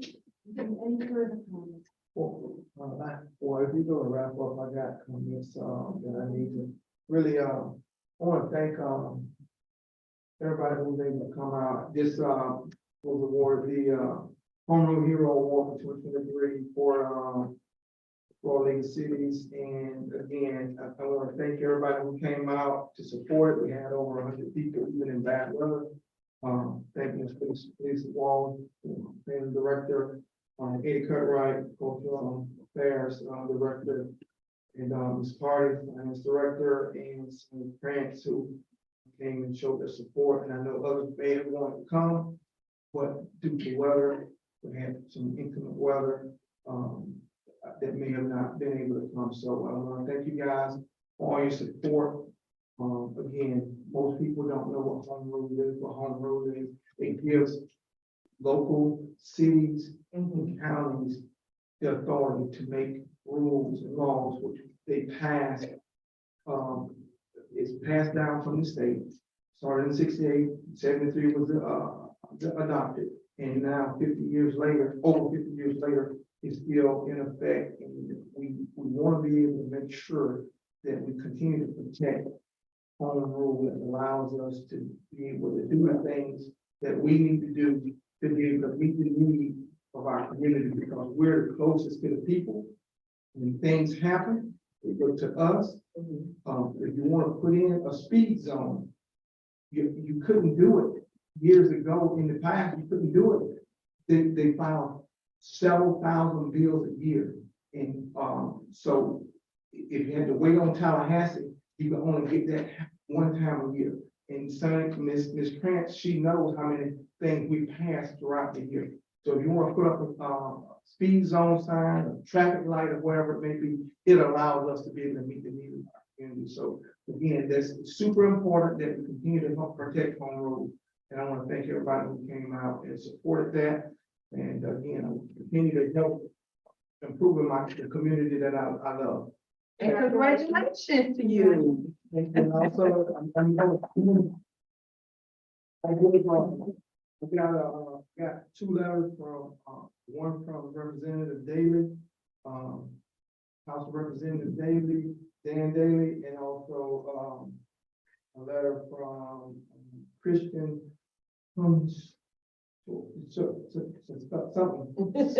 But anyway, these two people, I mean, they recognize me because they understand what home rule is and or what have you. So if I can get Ms. Grant to enter these into the city records, I greatly appreciate that. Thank you. Thank you. Anyone else? Yeah. In closing, I would like to say this as Commissioner Cleveland. And I do staff to understand this staff.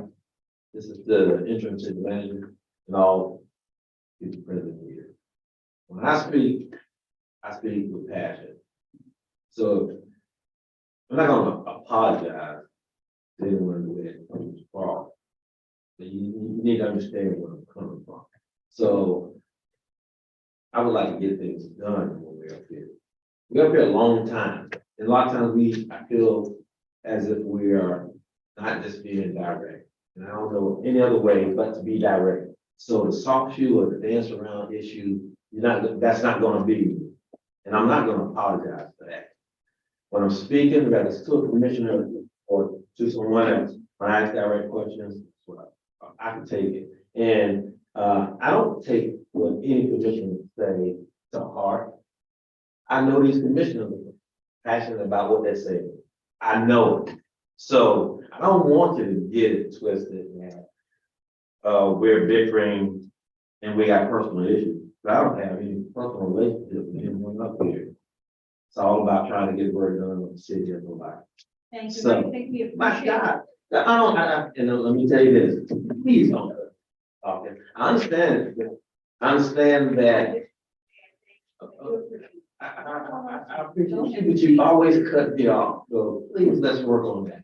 And I'm gonna say, thank you for your time. Thank you. But I think people were referring to the descriptors used towards some people, and I think we can all be passionate or fair or get our point across, but I think we need to be also mindful of other people and not add to those descriptions to individuals. That's all. Anything else? Motion to adjourn. Thank you.